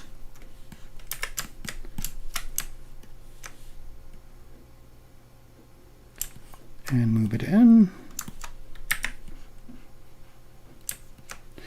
And I can either add the serrations here in this, or I could just make a part for it. So that's what I'm going to do, which is a other good thing to do with Q-mesh is if you move this out and hold Control, it just creates a whole other part here. And then I'm going to give this thickness, Q-mesh, all polygons, and oops, Q-mesh polygroup island. Okay. And now what I want to do is I'm just going to split these two parts. Of course, it picks the one I don't want. And now here I'm just going to insert some edge loops. So insert multiple edge loops. Okay, something weird's happening on this side. Let's see if Mirror and Weld will fix it. It did. Then multiple edge loops here. And I'm going to undo all these because what I want to do here is I want to actually, I do want the polygroups for this one. And I'll show you why in a minute. Okay, let's let it autosave.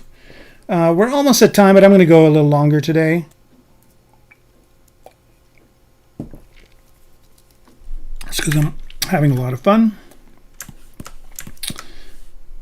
And also to make up for the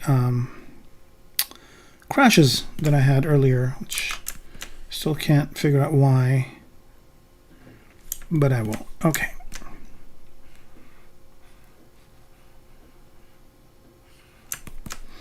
Right, so now what I want to do is I just want to Q-mesh polygroup all and just these guys like that.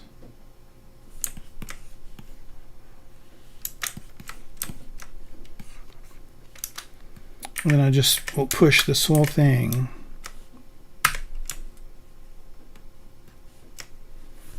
in.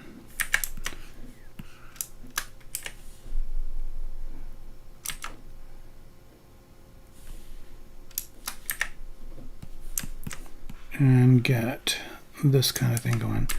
All right, I think what I want to do here, I've got a couple of things where these two, you know, it's two, there's some of these have two of the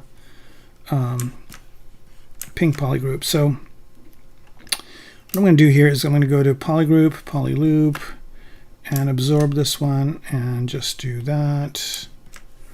Same here.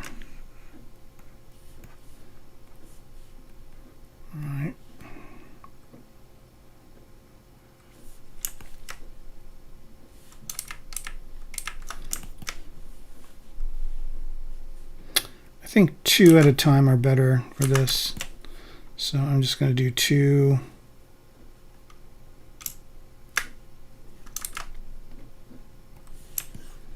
Right. 2 on, 2 off, 2 on, 2 off, 2 on, 2 off. Actually, I'm going to just do this. All right, so do I want the outside parts to have or not to have these things? I think yes. Okay, so 2 on, 2 off, 2 on, 2 off.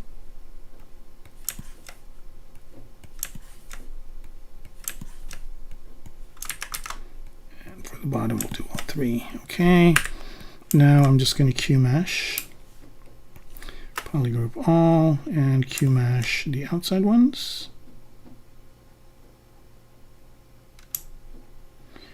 And I'm going to do this by holding down the Shift key to get this, and then one more time to get this. And if I do a not dynamic, but just this, let's see what that gives us. Ooh, that looks pretty cool. So one other thing I want to do here.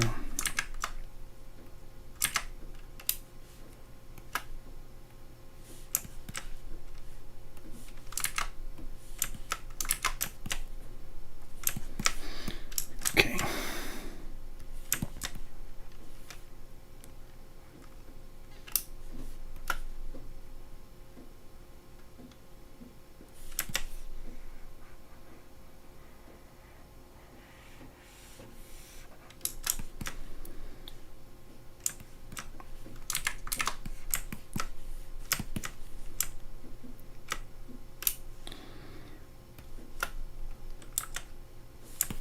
Okay, I'm just trying to see like what a good balance would be for this.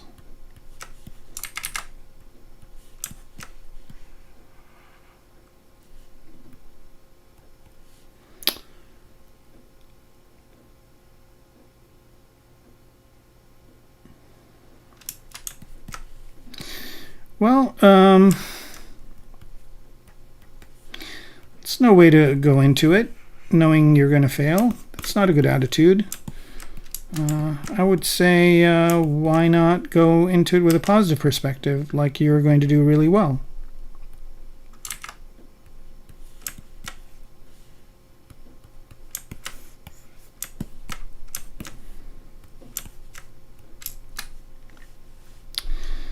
Sometimes you got to kind of believe in yourself. All right, I think this is good.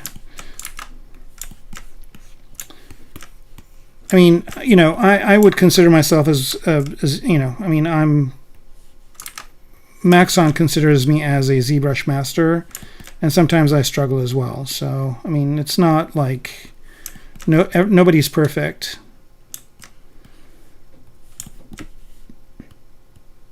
But you shouldn't be discouraged.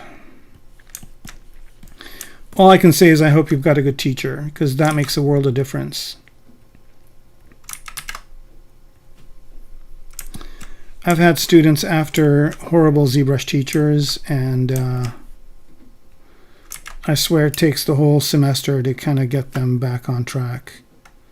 It seems like I almost start all the way over. All right, this is looking better.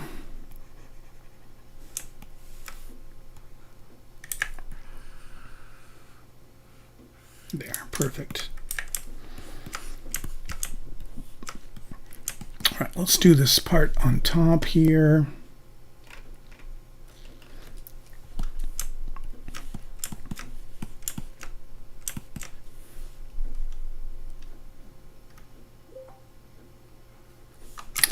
I think, you know, it's so funny because I've had students, you know, so basically they take all the you know, they take all the different tools.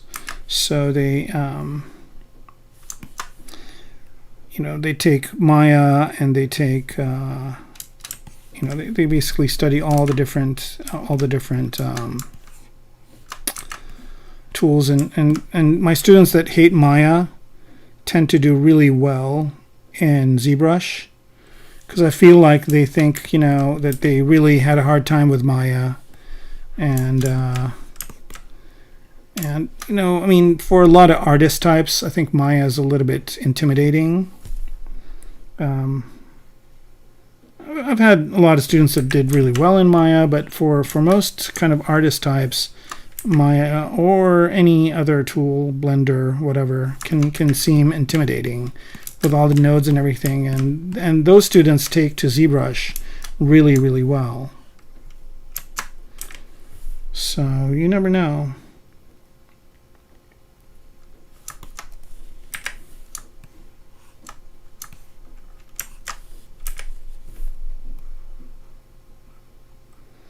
My classes are fun too. I mean, they're hard, but they're fun.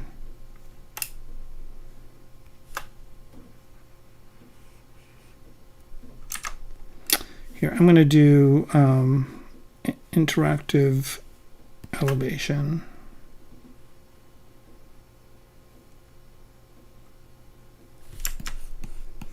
Just to get a bit of an angle around here.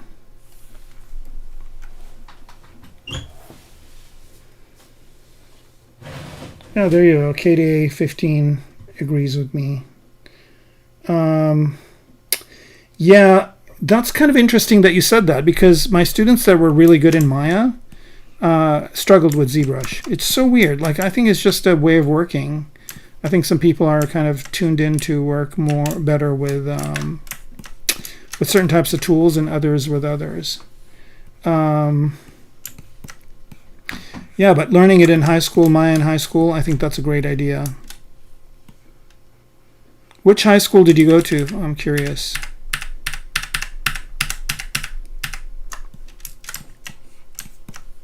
I think it's such a good idea to teach these things in high school. My kids didn't learn any of this stuff in high school. They learned how to code, which was nice, but they didn't learn. There was no CG classes. There were, you know, the teacher was like, what? I'm just kind of experimenting with different ideas here.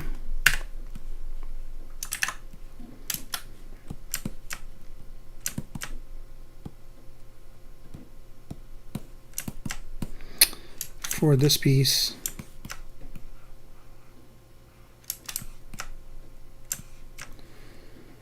All right, I'm just going to be ruthless and use knife curve. I'm going to quick save. Before I use the knife curve, I always save.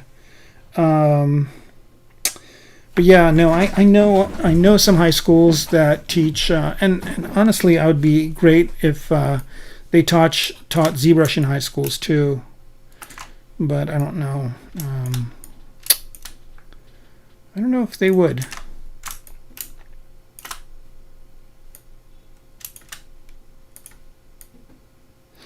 Right, so here I'm not really worrying about topology, and it's already giving me some really messy stuff. I'm just looking for shape. So I think I like that. And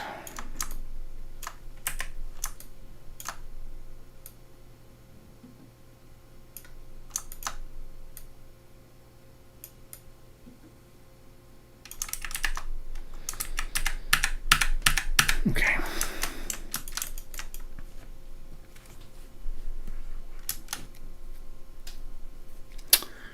You had to teach yourself Photoshop, yeah.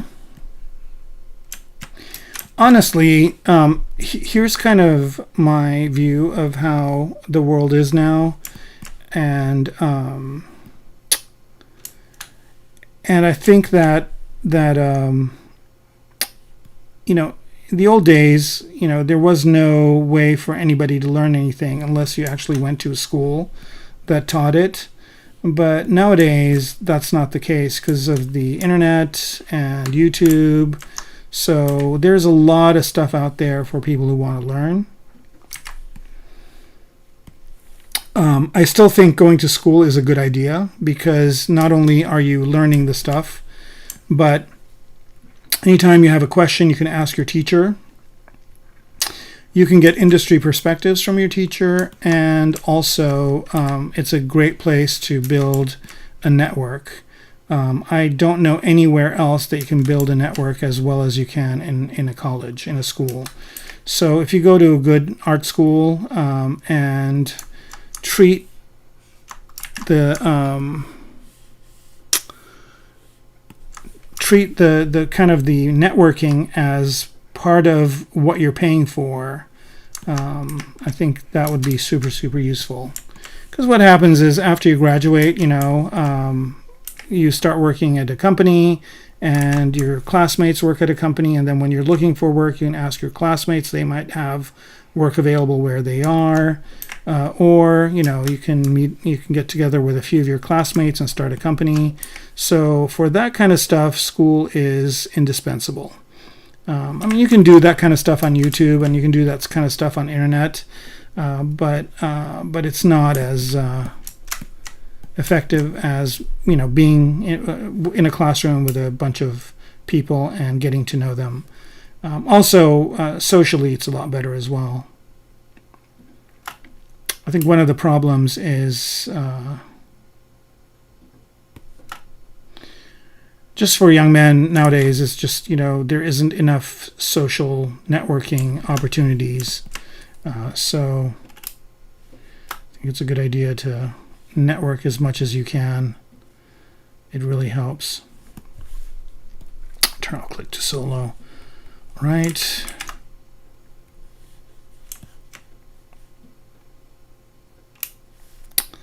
Delete edge. For the keyboard that I have, I can actually get a quieter set of keys. But I don't know if they make the keyboard anymore. So I don't know. I think the keys are generic, but I'm not sure. Okay, and then just bridge. Okay. And what I want to do here is mirror and weld this in Z and X. Nope, locally.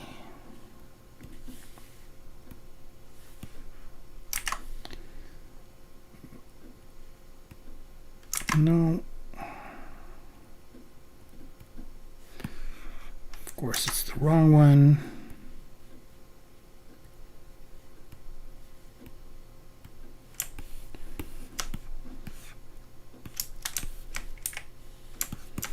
If you run into this kind of thing, just best thing to do is just bring it to the center of the world. Mirror and weld in Z. Okay, that's what I wanted.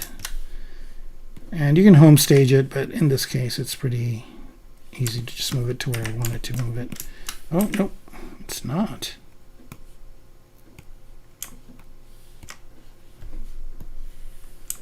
Oh, because symmetry's on. Here we go.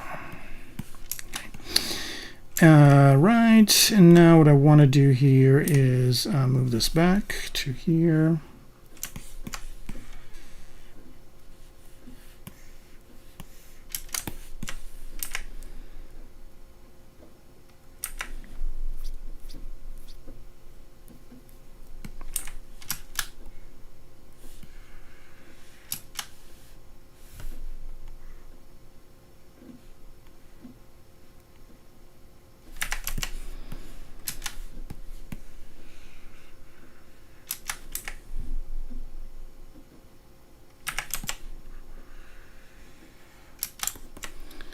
Right, I'm not too happy about this kind of just sticking that way, so I'm going to see if I can soften that corner up. I think I'm going to do that, and then maybe stay on for another 10 or 15 minutes. Let's see.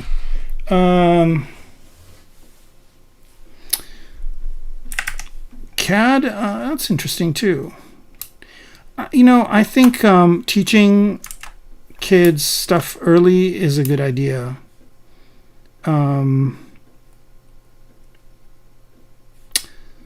Like more complex math, I think, is a good idea at a younger. I mean, it'll be AP, but teaching kids, more complex topics when they're younger, I think it's a good idea.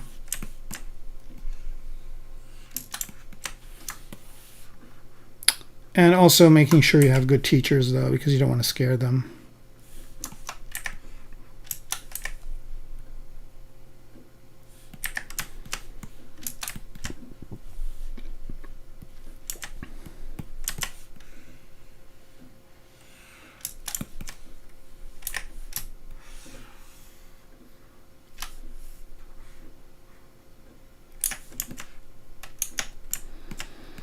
All right, it's coming along.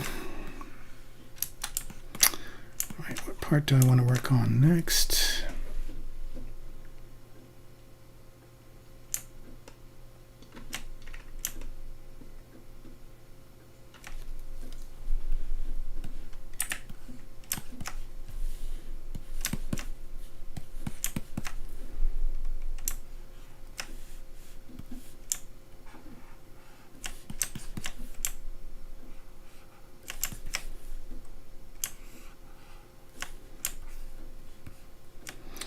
It would be great if there were like after school programs that basically just focused on these kinds of topics.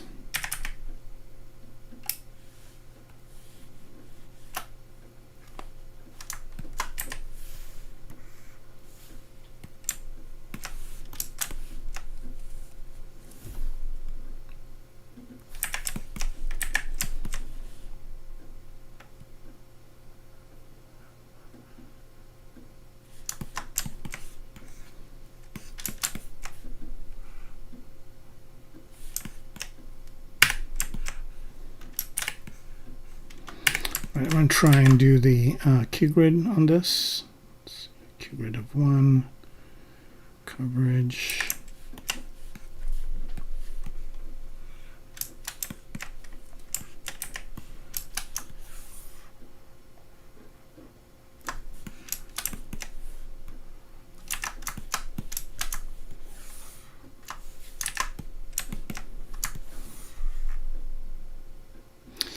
When I was in high school, they didn't have,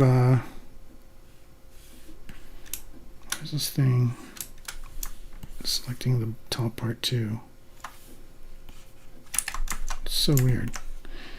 Okay, I just want to select the bottom part.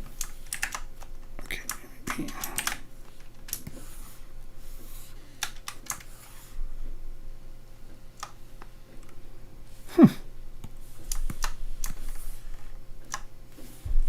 That's weird. Okay.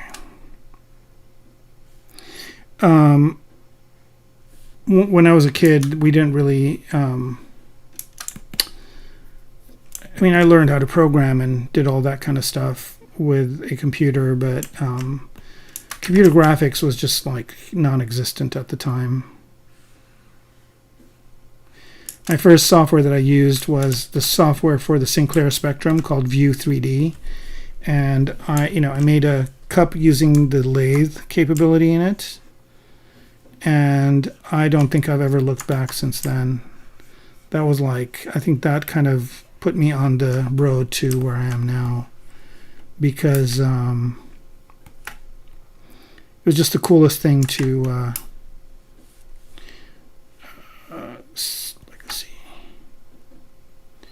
it was just the coolest thing to be able to do that, and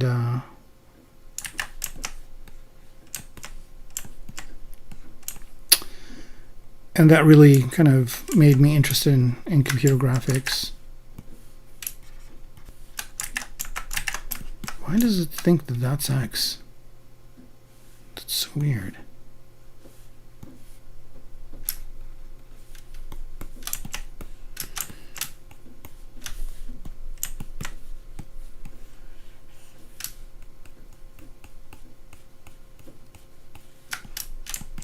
Okay, so we're kind of sculpting now, again, just with low numbers of polygons. Is this dynamic on? No.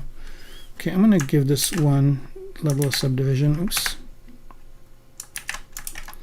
And let's make sure that when we subdivide, we don't have smooth on. We don't have smooth on here. Let's see if I can do this sculpturally.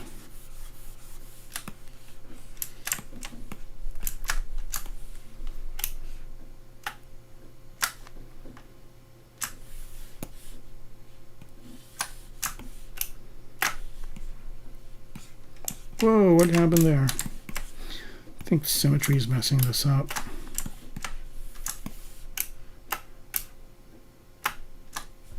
Oh, I know why. Here.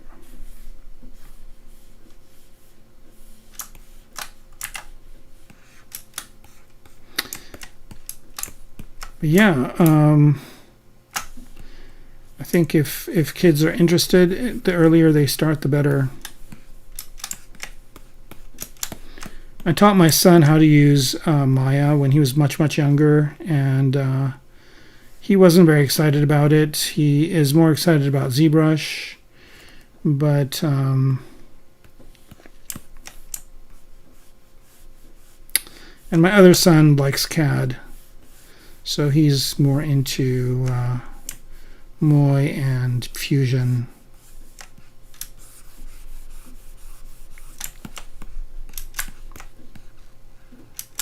I think it's just like painting versus sculpting versus, you know, I mean, the arts have so many different aspects to them. A lot of the fundamentals are the same, but there's definitely a difference in what people like.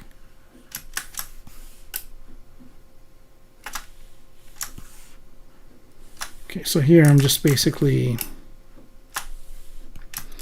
concepting, just trying to figure out the best.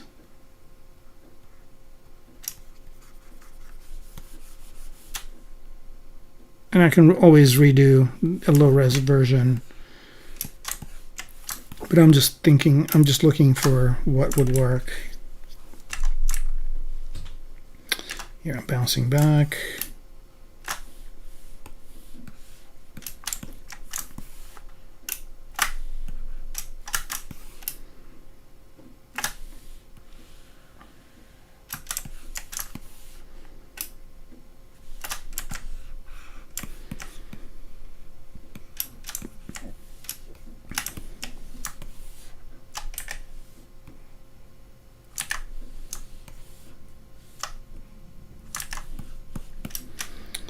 Add some edge loops to this.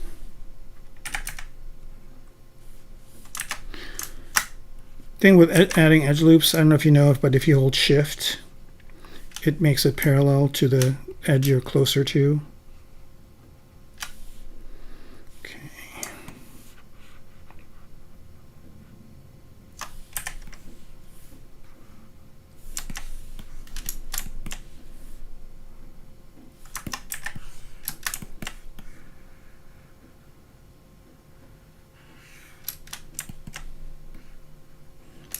Alright, I'm kind of liking this shape, more or less, but I probably will have to remake it. Which should be fun. Kind of should end this and take a look at and see why 2026 was causing those issues for me.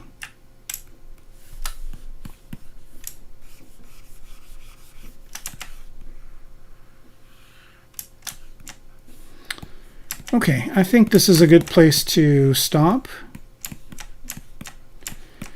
And all right, so we still have some of you on here. I just want to thank all of you that watched this live. It's always fun to have conversations with people, especially if they ask good questions, and I got some good ones today. And hope to see you guys soon. So I basically, when I stream, first of all, make sure you follow me on Instagram, okay? So go here, follow, so you can see all my cool stuff that I make. All these are done in ZBrush. I did these with the beta of ZBrush 2026. And then these are some of the new characters I'm working on. And also, if you go to my link tree here, it links to my YouTube channel. And definitely go to my YouTube channel because that's where I have my other streams. So I stream on ZBrush Live for Friday, and then the following Friday I'm on my own YouTube channel. And on my YouTube channel I'm working on a dragon. So last time I did the teeth, and so I kind of go from like medieval, you know, knights, swords, dragons, whatever, to this ZBrush Live, which is the opposite. And I don't know if they'll flip at some point, but that's kind of how I go back and forth between the two. So definitely follow me on YouTube as well, and Twitch. I stream on Twitch and then I put it on YouTube a few days after. I'm considering doing the streaming on YouTube, but I'm not sure. I'm still trying to figure out the whole monetization thing with both platforms to see what is best for me to, have a more productive session. So anyway, thanks again for tuning in. Tune into Twitch next Friday if you want to see me work on the dragon. And Friday after next, I'll be back on here working on this further, maybe the robot, maybe developing the gun some more. Okay, thanks again, and happy ZBrushing.